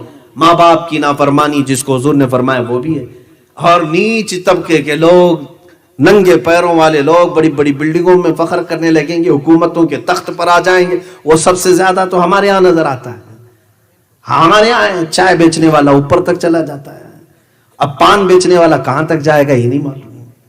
تو بہت سارے معاملات ہیں بھائی، ان کے خود کی زبان سے یہ باتیں آتی ہیں، وہی میں عرض کر رہا ہوں آپ کے سامنے۔ تو یہ چیزیں کوئی ہمارے ہاں اب تعجب کی نہیں رہ گئی ہیں، یہ نارمل ہو گیا ہے۔ اور جو گناہوں کی کثرت میرے آقا نے فرمائی وہ بھی اب چل پڑا ہے، فیشن ہو چکا ہے۔ حضور پاک صلی اللہ تعالی علیہ وسلم نے یہ بھی فرمایا، لوگ گناہوں کو نیکی سمجھ کر کرنے لگ جائیں گے، یہ وہ وقت ہے۔ اچھا، اب ایک بات یہ بھی ہے کہ فتنے اس قدر بڑھ جائیں گے، حضور فرماتے ہیں جیسے تسبیح کے دانے ٹوٹ کر بکھر جائیں، تسبیح ہے، تسبیح ٹوٹ کر کے گر جائے تو اس کے دانے بکھر جاتے ہیں، حضور فرماتے ہیں تم ایک دانے کو اٹھانے جاؤ کہ دوسرا ادھر چلا جائے گا، دوسرے کو اٹھاؤ گے تیسرا ادھر چلا جائے گا۔ فتنے اس طرح سے ہوں گے، ایک فتنہ تم ختم کرنے کی کوشش کرو گے، دوسرا سر ابھارے گا، دوسرا ختم کرتے ہی تیسرا سر ابھارے گا، اور اس کو تم تھام نہیں سکو گے، اتنی کثرت سے فتنے ہوں گے۔ آج یہ فتنوں کا دور آ چکا ہے، ہم کن کن چیزوں پر بند باندھے ہمیں خود سمجھ میں نہیں آتا ہے، کہاں کہاں پر ہم اپنے بچوں کی تربیت کریں سمجھ میں نہیں آتا ہے۔ ان کے اخلاق کی تربیت کریں، انہیں ایمان سکھائیں، اسلام سکھائیں، احسان سکھائیں، انہیں کردار سکھائیں، کیا سکھائیں؟ ہر چیز میں تو یہاں پر فتنہ ہے، ہر چیز کے لیے اس کے پاس ایک بڑا چیلنج ہے۔ ہمارے بچوں کے ہم سوچتے ہیں کبھی ان کی آنکھوں کی حفاظت پہ بولوں، کبھی لگتا ہے کہ ان کو اپنے ہاتھوں کی حفاظت پہ بولوں، کبھی لگتا ہے کہ ان کو زبان کی حفاظت پہ بولوں، اس لیے کہ سب سے زیادہ آج فتنے زبان کے لیے۔ لیکن جس چیز کے بارے میں سوچتا ہوں لگتا ہے یہ سب سے بڑا فتنہ ہے۔ بچوں کو میں نصیحت کرنا چاہوں، شرمگاہوں کی حفاظت کے لیے قرآن نے تاکید فرمائی، اس پر سوچتا ہوں کثرت سے بولوں، لیکن لگتا ہے اس سے بھی بڑے فتنے اور بھی ہیں، اور بھی۔ یہ فتنوں کا دور ہے، ہر فتنہ دوسرے فتنے سے بڑا ہوتا چلا جائے گا اور بڑا ہوتا چلا جائے گا۔ اب اس زمانے میں آج شاید وہ دور آ چکا ہوگا۔ اللہ کے نبی صلی اللہ تعالی علیہ وسلم فرماتے ہیں فَبَطَنُ الْأَرْضِ خَيْرٌ مِّن زَهْرِهَا۔ تم دیکھو گے ایک وقت ایسا آئے گا جب یہ فتنے عام ہو جائیں، تمہارے علماء، اب تین باتیں حضور نے فرمائی ہیں، توجہ چاہیے، علماء بھی ہیں اور میں بھی ان کی برادری میں ہی ہوں، میں اپنے آپ کو شامل کر کے کہوں گا، جب علماء بددیانت ہو جائیں، حق بولنا چھوڑ دیں، تمہارے غنی جتنے بھی مالدار ہیں یہ بخیل ہو جائیں، اور تمہاری عورتیں بے پردہ ہو جائیں، تین چیزیں میرے آقا نے فرمایا، جب علماء بددیانت ہو جائیں، تمہارے غنی امیر بخیل ہو جائیں، پیسے روک کر کے جمع کر کے سانپ کی طرح بیٹھنے لگے ہیں، اللہ کی راہ میں نہیں دینا چاہتے، اور تیسرے جب تمہاری عورتیں بے پردہ ہو جائیں، میرے آقا فرماتے ہیں تو اے مسلمان تیرے لیے زمین کا نیچے والا حصہ اوپر والے حصے سے بہتر ہے۔ کیا مطلب؟ قبر تمہارے لیے زیادہ مناسب ہے اوپر رہنے سے۔ حضور فرماتے ہیں زمین کا نیچے والا حصہ تمہارے لیے اوپر والے حصے سے بہتر ہے، اور اگر یہ تین چیزیں سلامت ہیں تو قبر سے اچھی زمین ہے، حضور نے فرمایا یہ تین چیزیں سلامت ہیں۔ اب وہ تین چیزیں تو سلامت نظر نہیں آ رہی، اور میرے آقا صلی اللہ تعالی علیہ وسلم نے فرمایا میں حدیثیں، مفہومات حدیث عرض کر رہا ہوں، الفاظ حدیث تک کا تذکرہ نہیں ہو رہا ہے، یہ بھی برکت کے لیے میں عرض کر رہا ہوں۔ آپ کے ساتھ ایک وقت ایسا آئے گا، فرماتے میرے آقا تم گزرو گے قبرستان کے پاس سے تو قبر کو دیکھ کر کے کہو گے کاش اس کی جگہ میں سویا ہوتا تو اچھا ہوتا. اس قدر تمہارے اوپر بلائیں آ چکی ہوں گی, اس قدر فتنے آ چکے ہوں گے, تم قبر والے کو دیکھ کر کے کہو گے کاش اس قبر میں ہوتا تو زیادہ اچھا ہوتا. کیوں ایسا سوچو گے؟ اس لیے کہ وہ سیف چلا گیا, پہلے کے دور میں چلا گیا, ان فتنوں کو نہیں دیکھا, محفوظ چلا گیا. کورونا کے آنے سے پہلے, لاک ڈاؤن کے آنے سے پہلے تو یہی خیالات آ رہے تھے کہ جو پہلے جا چکے بیچارے عزت کے ساتھ گئے, یہ سب بلاؤں کو تو دیکھا نہیں انہوں نے, محفوظ گئے ہیں. اب یہ سختیاں بڑھتی چلی جائیں گی اور یہ زمانہ اور سختی کے ساتھ آئے. اب ہمیں معلوم بھی نہیں اب موت کون سے بستر پہ آئے گی, کس طرح ریپ کر کے ڈالا جائے گا, کہاں کھود کر کے ہمیں پھینک دیا جائے گا, معلوم نہیں. لیکن ہم سے پہلے جو گئے وہ اچھے محفوظ چلے گئے. یہ چیز آپ کے ساتھ آئے گی, تم قبر کو دیکھ کر کے تمنا کرنے لگ جاؤ گے کاش اس کی جگہ میں ہوتا تو اچھا ہوتا. یہ حدیث پاک میں عرض کر رہا ہوں, رسول کریم صلی اللہ تعالی علیہ وسلم نے فرمایا اب ذرا میں آپ کو ان حالات کے بعد پوری روئے زمین پر کیا تبدیلیاں آئیں گی, دنیا میں کون سا انقلاب آئے گا, اس پر بھی بات کر لیتے ہیں. یہ تو ہو گئی شخصی باتیں, ہمارے ساتھ کیا کیا ہوتا ہے. اب کائنات کی پوری زمین پر سیاست کو لے کر کے, حکومت کو لے کر کے, مال و دولت کو لے کر کے, دوسری قوموں کو لے کر کے کیا کیا حالات ہوں گے, یہ بھی میرے آقا نے سب بتا دیا. میں چیلنج کے ساتھ کہتا ہوں میرے عزیزوں, مخبر صادق صلی اللہ تعالی علیہ وسلم نے قیامت کی جتنی نشانیاں بتائیں, دنیا کا آج تک کوئی بھی پریڈکشن دینے والا کوئی بھی اتنی باتیں نہیں بتا سکا. حضور اکرم صلی اللہ تعالی علیہ وسلم ہر صدی کے بعد ہونے والی بات کو بتا دیا, اور کئی چیزیں اس میں وقوع پذیر ہو گئی. حضور نے جو بیان کیا وہ ہو بھی گئی ہیں. اب اللہ کے حبیب صلی اللہ تعالی علیہ وسلم نے کائنات کے بارے میں یہ فرمایا, تم دیکھو یہ قیامت اس وقت تک نہیں آئے گی جب تک بالواسطہ یا بلا واسطہ پوری دنیا پر سوائے حرمین طیبین کے یہود و نصارہ کی حکومت نہ ہو جائے. ہر ملک, ہر ریاست, ہر سیاست یہود و نصارہ کے کنٹرول میں آ جائے گی. ایک وقت آئے گا یہ, اور ابھی میں سمجھتا ہوں تقریباً ہو چکا. جو بنام مسلمان دکھ رہے ہیں میرے عزیزوں وہ ڈمی پیس ہیں, وہ صرف ڈمی پیس ہیں. چاہے وہ سعودی کے بادشاہ ہوں, امارات کے بادشاہ ہوں, بحرین کے بادشاہ ہوں, یہ کٹ پتلی ہیں. ان کی ڈور تو امریکہ کے ہاتھ میں ہوتی ہے, اسرائیل کے ہاتھ میں ہوتی ہے. یہود و نصارہ ان ممالک کو چلا رہے ہیں. آج کچھ بچے ہوں گے, سب کی بات نہیں کرتا ہوں, کچھ ہو سکتا ہے بچے ہوں گے, لیکن حدیث پاک میں یہ ہے کہ بالواسطہ یا بلا واسطہ پوری دنیا پر, ہاں حرمین طیبین کو چھوڑ کے, یہ میرے آقا نے فرمایا حرمین طیبین مکہ اور مدینہ چھوڑ کر ساری دنیا پر یہ حکومت کر لیں گے اور یہ حکومت میں آ جائیں گے. اور اسی حکومت کے لیے تو یہ اتنا اتھل پتھل چل رہا ہے. یہ جو کچھ بھی آپ دیکھ رہے ہیں ون ورلڈ آرڈر نام سے, نیو ورلڈ آرڈر کے نام سے, یہ سب کیا چل رہا ہے میرے عزیزو. یہودی یہ چاہتے ہیں کہ دنیا میں حکومت کرنے کا حق صرف اور صرف یہود کو ہے, باقی سارے لوگ غلام ہیں. وہ کہتے ہیں نحن شعب اللہ المختار, ہم اللہ کی پسند کی ہوئی جماعت ہیں. وہ عقیدہ یہ رکھتے ہیں ہم کو خاص مٹی سے بنایا گیا ہے, باقی سب کو کچرے سے بنایا گیا ہے. یہودیوں کی کتابوں میں موجود ہے یہ بات. ہاں یہود یہ کہتے ہیں کہ ہم اللہ کے بیٹے ہیں, ہم اللہ کے محبوب ہیں. قرآن میں بھی اللہ تعالیٰ نے فرمایا قالت الیہود نحن ابناء اللہ واحباؤہ, یہود یہ کہتے ہیں ہم اللہ کے بیٹے ہیں اور اس کے محبوب ہیں. تو یہ آج انہوں نے پوری دنیا میں بھی اپنے نام ایسے رائج کر دیے. جیولری, جیوز سے بن کر جیولری بن گئے, وہ گولڈ پر اپنا حق جتاتے ہیں. پوری دنیا کا سونا ہمارا ہے, پوری دنیا کا سونا ہمارا ہے. آج پوری دنیا میں اکنامک کے اور گولڈ کے ریٹ طے کرنا, اتارنا, چڑھانا یہ اپنے ہاتھ میں رکھے ہوئے ہیں. پوری دنیا میں آج جس طرح سے یہ جمع کر کے ون ورلڈ آرڈر بنانا چاہتے ہیں. ون ورلڈ آرڈر کا مطلب یہ ہے کہ ایک ہی حکومت رہے گی, ایک ہی شہر رہے گا, پوری دنیا ایک ہی حکومت چلے گی, ایک ہی سکہ چلے, ایک ہی لینگویج چلے. اس پر تو محنت چل رہی ہے. یہ سب جو کچھ بھی ہو رہا ہے یہ تمام چیزوں کی تیاریاں ہیں.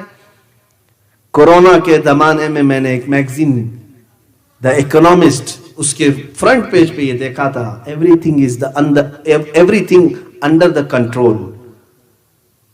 فرنٹ پیج پہ یہ بھی ایک مشہور رسالہ ہے جس میں انہوں نے کہا ہر چیز اب کنٹرول میں آ چکی ہے، دعویٰ کر رہے ہیں وہ، ہر چیز اب کنٹرول میں آ چکی ہے، تمہیں بھی اب آگے چل کر کے یہی سب چیزیں غلام بنایا جائے گا، اور جیسے وہ کہیں اسی طرح سے تمہیں عمل کرنا ہوگا۔ تو یہ ون ورلڈ آرڈر کی تیاریاں، لیکن ڈرو مت مسلمانوں، میں ڈرانے کے لیے باتیں نہیں کرتا، ڈرانے کے لیے نہیں، یہ پورے کے پورے مل کر کے جو کر لیں، لیکن ہم مسلمان ہیں، اللہ ہمارے ساتھ ہے، حسبنا اللہ و نعم الوکیل، نعم المولا و نعم النصیر، ہمارے لیے اللہ کافی ہے، کیا ہی بہترین وکیل ہے، کیا ہی بہترین مددگار ہے۔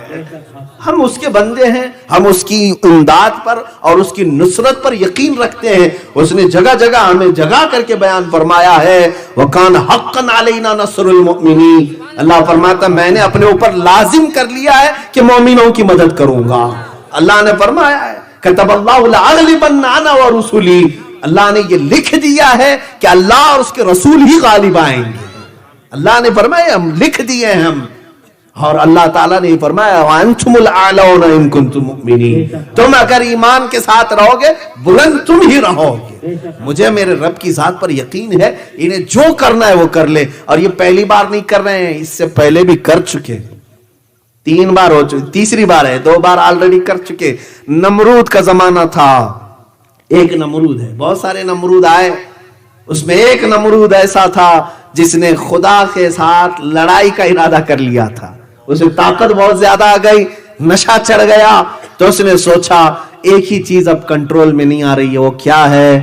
سب انسان کنٹرول میں ہے، شیر سے لڑ لیتا تھا، جانوروں کو مار ڈالتا تھا، 100 لوگوں سے تنہا لڑتا تھا نمرود۔ جب اتنی طاقت کا غرور آ گیا تو اسے وزیروں نے یہ مشورہ دیا کہ اب ایک ہی چیز بچ گئی ہے، وہ کنٹرول میں نہیں آ رہی، وہ کیا ہے؟ موت۔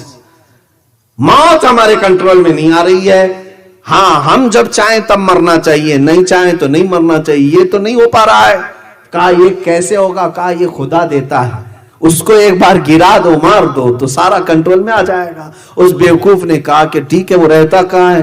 اس کے وزیروں نے کہا آسمانوں پر رہتا ہے۔ اس نے بلڈنگ بنانا شروع کر دیا، بہت بڑی بلڈنگ بنایا، ہو سکتا ہے اس وقت کی ورلڈ ٹریڈ سینٹر کی طرح ہو، بڑی عمارت بنائے۔ یہ اسرائیلی کتابوں میں موجود بات بتا رہا ہوں، میرے اسلامی روایات کی بات نہیں کر رہا ہوں۔ اس نے بنایا اور پھر سارے لوگوں کو فوج کے طور پر تیار کیا۔ ون ورلڈ آرڈر وہاں پر بھی یہی تھا، سب کی لینگویج ایک، سکہ ایک، زبان سب کی ایک، سب پورے انسانوں کو جمع کر کے کہا طاقت بناؤ، طاقت بناؤ۔ کیوں؟ خدا سے لڑنا ہے، اللہ سے لڑنا ہے۔ ایک بار اس کو ہم گرا دیں تو موت و حیات ہمارے کنٹرول میں ہوگی۔ ایک بار جنگ کرنا ہے، سب مل کے جنگ کریں گے، اور سب کو اس نے وعدہ بھی کیا تھا جو جو جنگ میں ساتھ دیں گے، کسی کو 1000 سال جینے دے دوں گا، کسی کو 50,000 سال دے دوں گا۔ یہ بڑے بڑے، جیسے ہمارا پرائم منسٹر وعدے کرتا ہے 15-15 لاکھ کے، اس طرح کے ہو سکتا ہے نمرود نے بڑے بڑے وعدے کیے تھے، اور سب بیچارے بیوقوف بن کر کے محنت کر رہے تھے، صبح سے شام تک بلڈنگ بنایا اور اوپر چڑھا۔ اور اسرائیلی روایات میں موجود ہے کہ اللہ رب العزت، یہ انجیل کے بعض نسخوں کے متعلق عیسائی خود بیان کرتے ہیں اس چیز کو، اللہ نے فرمایا اپنے ایک فرشتے کو، اس کے کروڑوں فرشتے ہیں، کروڑوں بلکہ لا تعداد فرشتے ہیں۔ ارے میاں بارش جو برستی ہے، آپ کیا سمجھتے ہیں بارش اچانک دروازے کھول کے برسائی جاتی ہے؟ ابن عباس فرماتے ہیں بارش کا ہر قطرہ ایک ایک فرشتہ زمین پر رکھ کر جاتا ہے۔ فرشتوں کی تعداد کہاں سے تم اندازہ کر سکو گے؟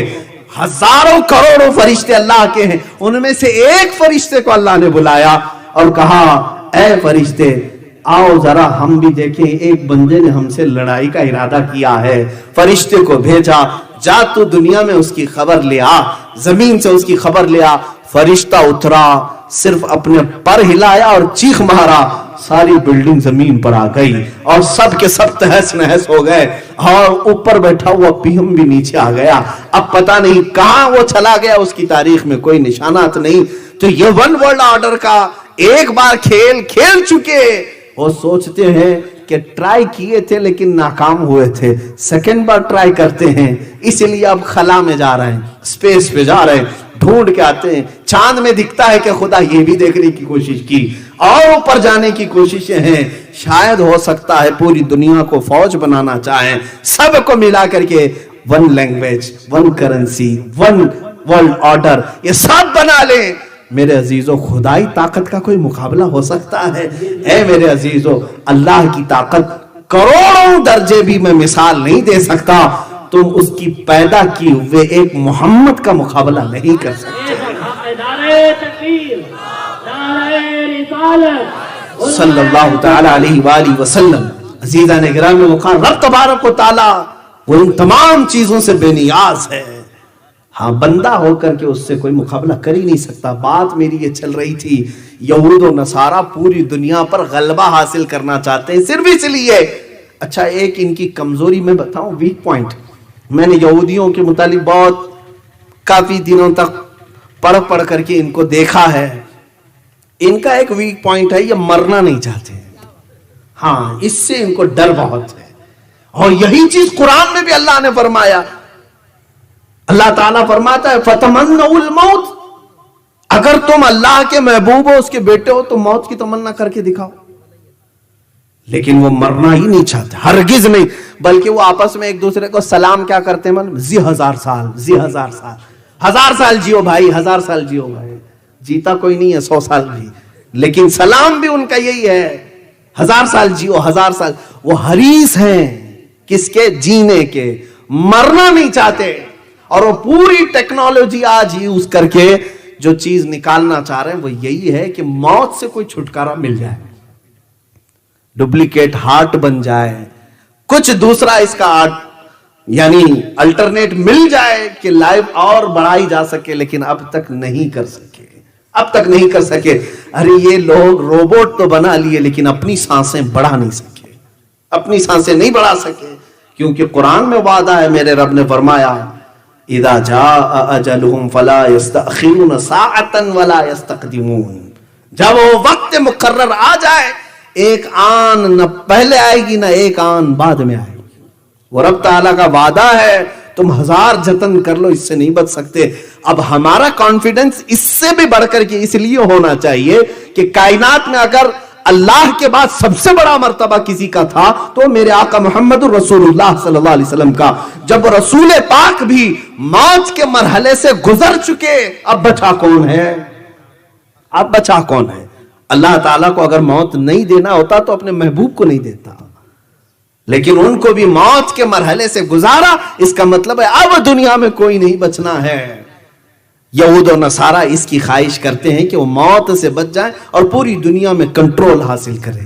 اب تمہیں ان کے درمیان رہ کر کیا کرنا چاہیے وہ میں بتاتا ہوں. میرے عزیزو, اب یہ حالات جو ہے بڑھتے چلے جائیں گے. ہو سکتا ہے انہوں نے پوری دنیا کو غلبہ میں لینے کے لیے 1000 جتن کر لیے. ابھی جو حالات ہیں کرنٹ ایشوز, اس میں تو یہ ہے کہ حضور اکرم صلی اللہ تعالیٰ علیہ وسلم کی وہ حدیث بھی صادق نظر آ رہی, عمران بیت المقدس خراب یثرب و خراب یثرب ظہور الملحمتی. حضور صلی اللہ علیہ وسلم فرماتے ہیں بیت المقدس آباد کر دیا جائے گا, مدینے کو ویران کر دیا جائے گا.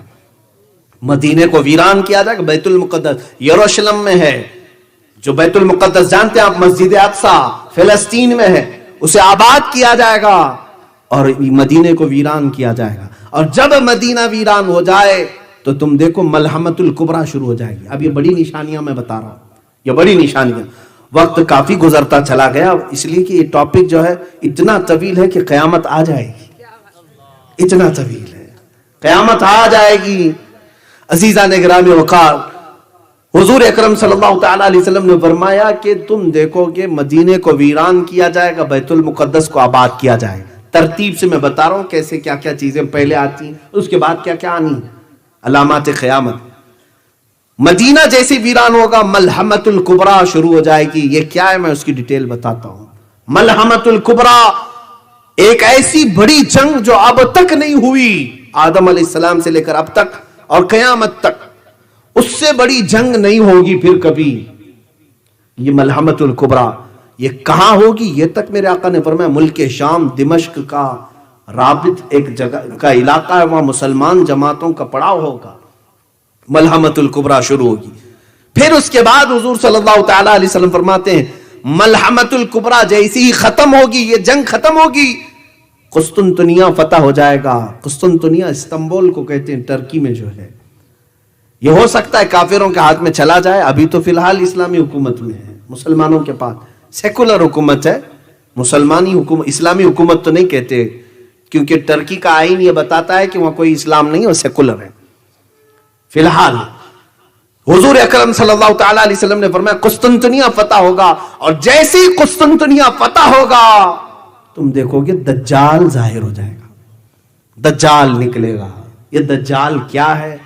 اب یہ سب چیزیں اتنی بڑی ہیں میرے عزیزو، خود اپنے آپ میں ایک بڑا ٹاپک ہے. ہمارے محبان اکرام میں بزم قادریہ والوں نے سوچا ہوگا کہ شاید یہ سب ملا کر کے 10-15 منٹ میں ہو جائے، اسی لیے علامات قیامت اتنا بڑا ٹاپک مجھے دے کر کے بٹھایا ہے. اور میں ابھی طالب علم ہی ہوں اس زمانے میں، اس میں یہ سب علوم کا میں ابھی طالب علم ہوں، ابھی پڑھ ہی رہا ہوں میں. بہرحال جتنا پڑھ چکا اس میں سے جو مجھے یاد رہ گیا وہ عرض تو کروں گا ہی.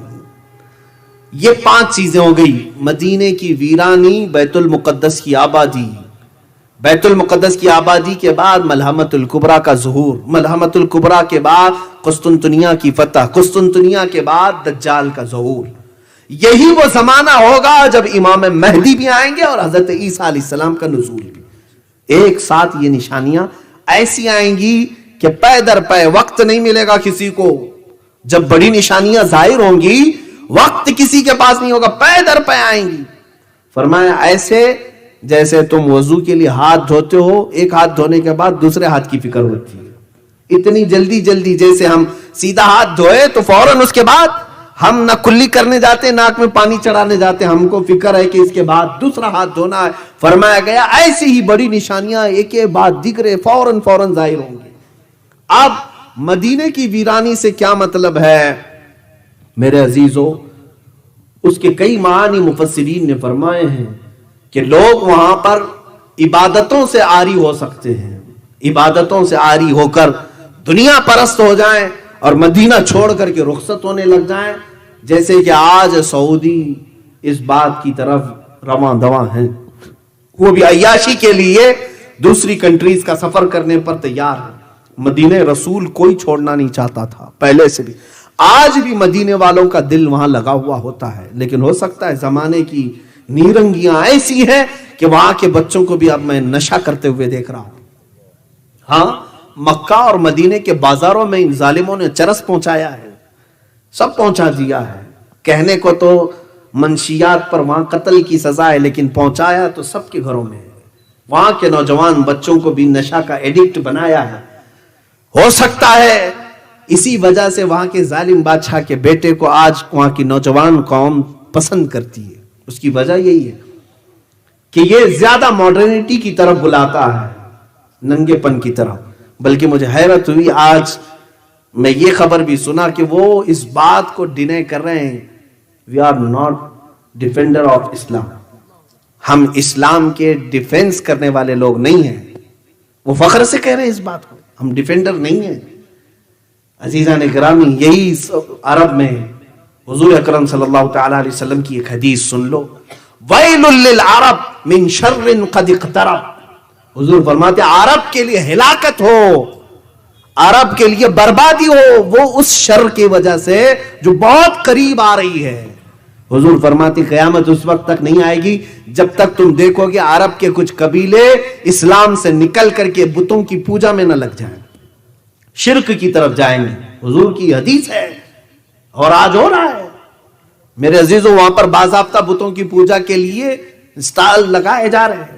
بہت قریب ہم آ چکے ہیں، قیامت کے بہت قریب آ چکے. جتنی حدیث میں یہ باتیں بتائی گئی تھی وہ ایسی رونما ہو رہی ہیں، اللہ کی پناہ. اب سعودی عرب وہ نہیں رہ گیا جو حجاز تھا، جو عرب شریف تھا. اب تو وہاں پر سارے گناہوں کی اجازتیں کھلے عام ملنے لگ جائیں گی. وہاں عورتیں اب پردے کی پابند نہیں ہوں گی، نمازوں کی پابندیوں پر وہ سختی نہیں رہ جائے گی. سینما تھیٹر کھل گئے، بار بھی کھل گئے، شراب بھی آ جائے گی. شراب کی حلت کے بارے میں اب فتوے بھی دیے جانے لگیں گے. وہ شراب حرام تھی جو زمانے رسول میں تھی، اب کی نہیں رہی ہے. پہلے جو ہے انگوروں سے بنائی جاتی تھی، اب تو کیمیکل سے بنائی جاتی ہے. ہر جگہ ملا مل جاتے ہیں. اس طرح کے زرخرید مولوی مل جاتے ہیں میرے عزیزوں جو بکے ہوئے ہوئے. ارے یہ حرم کے اماموں کو تک انہوں نے اپنے انڈر میں رکھا ہوا ہے, وہ حق بیان نہیں کر سکتے. خانہ کعبہ کے ممبر پر کھڑے ہو کر کے بھی امام بول نہیں پاتا بادشاہ کے خلاف. انہوں نے علماء کو قید کیا ہے. اگر کسی عالم نے ممبر پر بیان کر دیا حق بات, دوسرے دن وہ جیل میں ہوگا. یہ وہاں کے حالات ہیں. بلکہ اب تو انہوں نے اسرائیل سے اپنے تعلقات بھی استوار کر لیے, جو مسلمانوں کے خون پر بیٹھا ہوا ہے. وہ اسرائیل جس کے متعلق وہ یہود, میں یہودی ان ظالموں کے بارے میں کہہ رہا ہوں جن کے بارے میں قرآن نے کہا غیر المغضوب علیہم ولا الضالین, اے اللہ ہمیں ان کے راستے پر نہ چلا جن پر تیرا غضب ہوا ہے. کس پر غضب ہوا ہے؟ قوم یہود پر. اور لوگ مجھے کہتے ہیں آپ اتنا زیادہ ایک قوم کو ٹارگٹ کر کے بولتے ہیں. تو میں کہا میں نہیں بولتا ہوں, قرآن کہہ رہا ہے. قرآن جگہ جگہ فرما رہا ہے وَبَاءُوا بِغَضَبٍ مِّنَ اللَّهِ, وہ اللہ کے غضب میں لوٹے ہوئے ہیں. یہی یہود کے بارے میں اللہ فرماتا ہے يَقْتُلُونَ النَّبِيِّينَ بِغَيْرِ حَقٍّ, یہ نبیوں کا قتل کرتے تھے, نا حق قتل کرتے تھے. قرآن کی یہ آیات بتا رہی میرے عزیز. یہودیوں کے متعلق بولنے سے اب یہ لوگ ہم سے کہتے ہیں کہ زیادہ نہ بولیں آپ ایک قوم کے خلاف. میرا مذہب ہی ہے, میری نماز ہی نہیں ہوتی اس وقت تک جب تک میں یہ دعا نہ کر لوں اے اللہ مجھے اس مغضوب قوم کی راستے پر نہ چلا. مجھے تو یہ دعا کرنی ہوتی ہے ہر رکعت میں. اگر نہ بولوں تو پھر میرا اسلام ہی نہیں ہے. عزیزان گرامی وقار, اپنی قوم کو ان تمام شر اور فتن سے آگاہ کرنا ہر عالم کی ذمہ داری ہے, ہر عالم کی ذمہ داری ہے. اب میں بات جو عرض کر رہا تھا وہ یہ ہے کہ مدینے کی ویرانی کیسے ہوگی. ہو سکتا ہے عبادات سے وہ عاری ہو جائیں گے, لوگ وہاں چھوڑ کر چلے جائیں. یہاں تک کہ ایک حدیث میں یہ بھی ملتا ہے کہ تم دیکھو کہ مسجد نبوی میں درندہ آ جائے گا. اللہ کے حبیب صلی اللہ تعالی علیہ وسلم نے فرمایا, بعض محدثین نے اس حدیث کو پڑھتے ہوئے یہ فرمایا ہو سکتا ہے یہ اسی زمانے کے بارے میں فرمایا جب یزید نے حرہ جس کو کہتے ہیں یزید کے گورنر نے جب مدینے پر چڑھائی کی تھی تو مدینے والوں کو لوٹ لیا تھا. وہاں پر 3 دن تک مسجد نبوی میں اذان نہیں ہوئی تھی, گھوڑے باندھے گئے تھے. وہ ایام حرہ کے متعلق بھی یہ ہو سکتی ہے حدیث, لیکن قیامت کے قریب کے متعلق حدیث آئی ہے. تو مدینے کی ویرانی کے فوراً بعد جو حضور نے فرمایا وہ بیت المقدس کی آبادی وہ اس زمانے میں لگ رہی ہے. یروشلم کو انہوں نے اپنا کیپٹل بنا دیا. یہ سب نیوز آپ کو معلوم ہوگی. اسرائیل اب اپنے کیپٹل یروشلم کو بنایا, بیت المقدس کو. امریکہ نے اس کو تسلیم کر لیا, بڑے بڑی کنٹریز نے تسلیم کر لیا. آج تک یہ معمہ تھا, آج تک یہ جو ہے لا ينحل مسئلہ تھا کہ فلسطین اور اسرائیل کے درمیان یہ پہلے سے اقوام متحدہ جو UN ہے وہ اس کو تسلیم نہیں کرتا کہ تل اویو جو اسرائیل کا کیپٹل تھا وہیں تم رہو. لیکن آج اس نے دادا گیری کر کے بیت المقدس پر ہم قبضہ کر لیا اور اپنی سفارت خانے بھی دوسری کنٹریز کے وہاں منتقل کر دیے, اپنا کیپٹل بنا دیا. اور اب یہود کا منصوبہ یہ ہے کہ بیت المقدس مسجد اقصی کو ختم کرنا ہے. وہاں پر انہوں نے جعلی ارتھ کویک بھی لائے, زلزلے لا کر کے کسی طرح مسجد گر جائے, اس کے بعد ان کو ہیکل سلیمانی بنانا ہے, 3rd ٹیمپل اس کو کہیں گے, یہ بنانا ہے. کیونکہ یہودیوں کے عقیدے میں یہ ہے کہ جب 3rd ٹیمپل بنائیں گے تب ان کا مسیحا آئے گا. وہ مسیحا کس کو کہتے ہیں؟ دجال کو کہتے ہیں. دجال کے انتظار میں ہیں یہودی, کیونکہ دجال کی فوج میں سب سے زیادہ جو لوگ ہوں گے وہ صرف یہودی ہوں گے. یہودی اس کے انتظار میں روزانہ نہ جانے کیا کیا بلی چڑھاتے ہیں, تسبیح پڑھتے ہیں, اس کے آنے کے انتظار میں دعائیں کرتے ہیں. دیکھیں مسیحا کا لفظ جو ہے 3 بڑے مذہبوں میں ملتا ہے, یہودیوں کے مذہب میں, عیسائیوں کے مذہب میں اور ہمارے مذہب میں بھی مسیحا کا لفظ, لیکن ڈیفرنٹ ہے. سوچنے کی فکر کرنے کی طریقہ الگ الگ ہے. یہودی دجال کو مسیحا سمجھتے ہیں اور مسلمان اور عیسائی عیسیٰ علیہ السلام کو مسیحا سمجھتے ہیں. ہم بھی عیسیٰ علیہ السلام کے انتظار میں ہیں, عیسائی بھی انتظار میں ہیں. بعض عیسائی, بعض تو یہ کہتے ہیں کہ وہ مصلوب ہو گئے, قتل ہو گئے, ان کو پھانسی دے دی گئی. لیکن بعض ان میں بھی بہت ساری فرقے ہیں, آرتھوڈکس ہیں, کیتھولک ہیں, پروٹسٹنٹ ہیں, سب کے عقیدے اپنے اپنے الگ الگ بنے ہوئے ہیں. انجیلوں کی بھی قسمیں الگ الگ ہو گئی, بائبل کی کتنی. بہرحال ایک متفقہ عقیدہ یہ ہے کہ عیسیٰ علیہ السلام دوبارہ آئیں گے, اور مسلمانوں میں تو سب میں اتفاق ہے. حضور نے فرمایا قیامت اس وقت تک نہیں آئے گی جب تک عیسیٰ ابن مریم نازل نہ ہو جائے. حضور نے فرما بھی دیا ہے کہاں آئیں گے, کیسے آئیں گے. دمشق میں آئیں گے, ملک شام میں عیسیٰ علیہ السلام وہاں آئیں گے. اب یہ بعد کی باتیں ہیں, یہ علامات. اور تو یہاں بات تھی بیت المقدس کی آبادی. 2 لاکھ بستیاں ابھی یہودیوں نے بنائی جہاں پر بینڈ تھا. 2 لاکھ لوگوں کو بسا دیا. یہ آباد کرتے جا رہے ہیں اور سارے 5 سٹار ہوٹل یروشلم کی طرف جا رہے ہیں. یہ بیت المقدس کی آبادی ہے. فرمایا گیا تھا جو حدیث میں کہ بیت المقدس آباد ہوگا, مدینے کو ویران کیا جائے گا. سوچو آپ, یہ تو میں صرف گیس کر کے آپ کو قریب کرنا چاہ رہا ہوں. اس کے بعد ان لوگوں نے ساری ملٹی نیشنل کمپنیاں جتنی بھی ورلڈ کی ہیں ان سب کا سینٹر انہیں اسرائیل میں بنانا ہے, یروشلم میں بنانا ہے. چند دنوں کے بعد آپ دیکھو گے یہ جو سپر پاور ہیں یہ بھی سب ٹوٹ کر بکھر جائیں گے اور 1 ورلڈ آرڈر کے اعتبار سے سب اسرائیل کی طرف منتقل ہو جائیں گے. سب کو وہ اپنا کرتا دھرتا اسی کو ماننا شروع کر دیں گے. بہرحال یہ وہاں کے ایک عالم نے بھی خود بیان کیا ہے, یہودی عالم نے, وہ ربی ہے, اس نے خود بیان کیا ہے. ابھی کی بات ہے, لاک ڈاؤن کے ٹائم پہ اس نے خود ایک بیان دیا کہ ہمارے نیکسٹ پلان کیا کیا ہیں. بہرحال اگر ہم بیان کریں تو کون سا قصور ہے. عزیزان گرامی وقار, یہ بیت المقدس کی آبادی, مدینے کی ویرانی کے بعد جو ملحمت الکبریٰ ہے وہ کیا ہے سنیں. ایک جنگ ہوگی, بہت بڑی جنگ, جس کا ذکر ان کی مقدس کتابوں میں بھی آیا ہے, جس کو ہرمجدون کہا گیا اردو میں, اور انگلش میں ارمیگڈون کہتے ہیں. ارمیگڈون تلاش کر لینا میرے بچوں, اس کو پڑھو, آپ تحقیق کرو قیامت آنے سے پہلے کیا کیا ہوگا. یہ سب میرے آقا مخبر صادق صلی اللہ علیہ وسلم نے بیان کیا. یہ جنگ اتنی خطرناک ہوگی. حضور پاک صلی اللہ علیہ وسلم فرماتے ہیں اسلام کے مخالف جو لوگ آئیں گے وہ 80 جھنڈوں کے نیچے آئیں گے.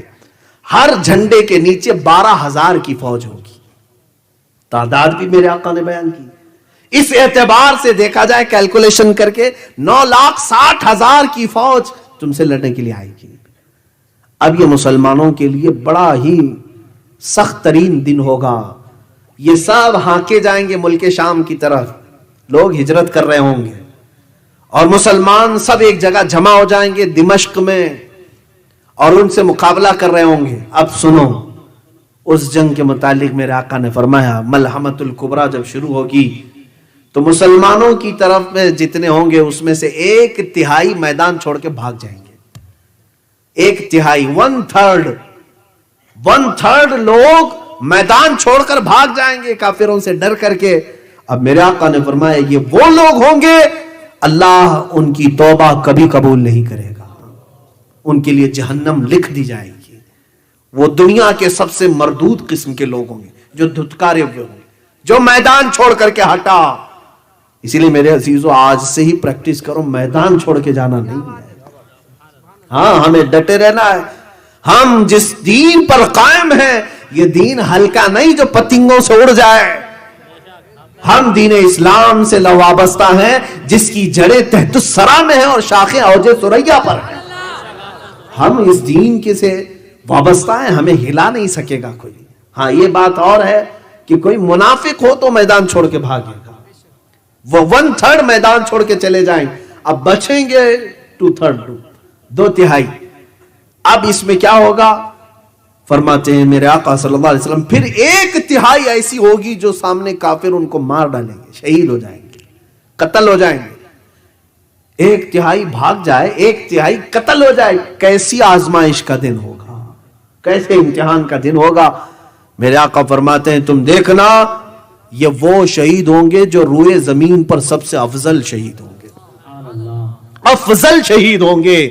اور اس کے بعد جو بچ جاتے ہیں اخیر میں وہ 1/3 جو تیسرے ہیں, رسول پاک صلی اللہ تعالی علیہ وسلم فرماتے ہیں ان کو اللہ تبارک و تعالی فتح مبین عطا فرمائے گا. یہ ملحمت الکبریٰ ہے. وقت ہو چکا ہے. رسول پاک صلی اللہ تعالی علیہ وسلم نے فرمایا یہ ملحمت الکبریٰ. اس کے بعد مسلمان 1/3 جو وہ بچے ہوں گے وہاں سے نکلیں گے, فتح قسطنطنیہ ہوگا اور اس کے فوراً بعد دجال ظاہر ہوگا.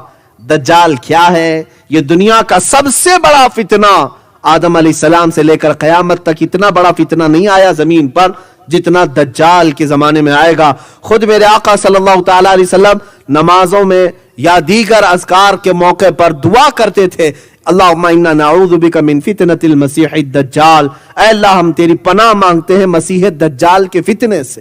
وہ اتنا بڑا فتنہ ہوگا کہ آئے گا لوگوں کے پاس اور ان کے سامنے پیش کرے گا میں خدا ہوں. اپنے ایک ہاتھ میں جنت دکھا رہا ہوگا, ایک ہاتھ میں دوزخ دکھا رہا ہوگا, اس میں بھڑکتی ہوئی آگ ہوگی, اور جنت جو دکھا رہا ہے اس میں ہرے ہرے باغات اور پھول, قسم قسم کی مٹھائیاں, نعمتیں ہوں گی. حضور فرماتے ہیں کہ تم اس کی جہنم کو لے لینا, وہ جو آگ دکھا رہا ہے اس کو لے لینا, اس لیے کہ وہ حقیقت میں نعمتیں ہوں گی اللہ کے پاس, اور اس کی جنت کو اگر تم نے قبول کر لیا تو تم حقیقی دوزخ میں چلے جاؤ گے. وہ تمہیں کہے گا تم مان لو کہ میں خدا ہوں جس کے تم سجدے کرتے تھے, میں آسمانوں سے اتر آیا ہوں, میں عبادت کے لائق ہوں, تم مجھے سجدہ کرو, عبادت کرو.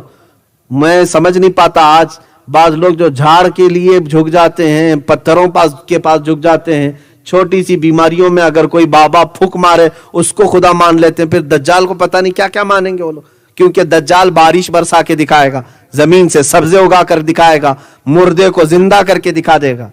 یہ بڑی بڑی چیزیں. تو جو جاہل ہیں وہ جٹ والے باباؤں کو اللہ کا ولی بول دیتے ہیں, تو دجال کو پتہ نہیں کیا کہہ دیں گے, کتنے القاب سے اسے نواز دیں گے کہ یہ تو اس کو پیر بنا لیں گے. ایسے وقت میں ایمان کی آزمائش ہوگی, بہت سارے ایمان چھوڑ دیں گے اور اس کو خدا مان لیں گے, اور یہ سب سے بڑا فتنہ ہوگا دنیا کا, اور دجال لوگوں کی ایمان خرید رہا ہوگا.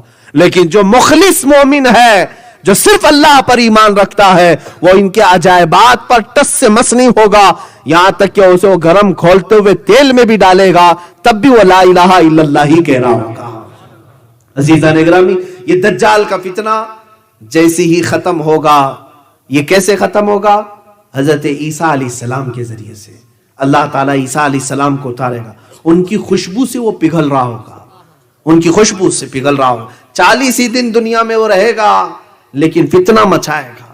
بعض نے کہا ہے کہ 7 سال رہے گا, بہرحال لیکن بڑا فتنہ کرے گا, لوگوں کو بہکائے گا, اور اس کے بعد عیسیٰ علیہ السلام اپنی تیر سے مقام لد میں اسے ماریں گے. لد یہ اسرائیل میں ایک جگہ ہے, وہاں اسے قتل کریں گے. اس کے بعد اب جو خوشی کی بات ہے, قیامت سے پہلے اتنی باتیں علامات آپ نے سنی, سب میں ڈر ہی لگا, ڈر ہی لگا. لیکن خوشخبری کی بات یہ ہے, میرے آقا فرماتے ہیں اس کے بعد پوری دنیا میں صرف پرچم اسلام لہرائے گا. جو اللہ کا وعدہ ہے, هو الذی ارسل رسولہ بالہدی ودین الحق لیظہرہ علی الدین کلہ, وہ خدا ہے جس نے اپنے رسول کو بھیجا دین حق کے ساتھ اور ہدایت کے ساتھ, اس لیے کہ یہ دین پوری دنیا پر غالب کر کے رہے گا.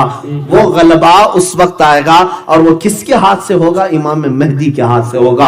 امام مہدی کون ہے؟ میرے آقا فرماتے میری اولاد میں ایک اخیر زمانے میں میرا بیٹا پیدا ہوگا جس کا نام میرے نام سے مشابہ ہوگا. حضرت امام مہدی کا نام محمد ہوگا. وہ سادات میں سے ہوں گے, اہل بیت میں سے ہوں گے, اور مدینہ طیبہ میں ان کی پرورش ہوگی, اور وہ مکہ مکرمہ میں آئیں گے, اور رمضان کا مہینہ ہوگا. اس وقت ایک فوج آئے گی حبشہ کی طرف سے یا افریقہ کی طرف سے, جو خانہ کعبہ کو ڈھانے کی کوشش کرے گی, اور اس وقت مسلمان گھبرائے ہوئے ہوں گے.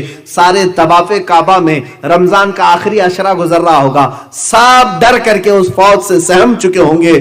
امام مہدی اٹھیں گے اور اپنے ہاتھ اٹھا کر دعا کریں گے, اللہ زمین کو پھاڑ دے گا, وہ پوری فوج دھس جائے گی.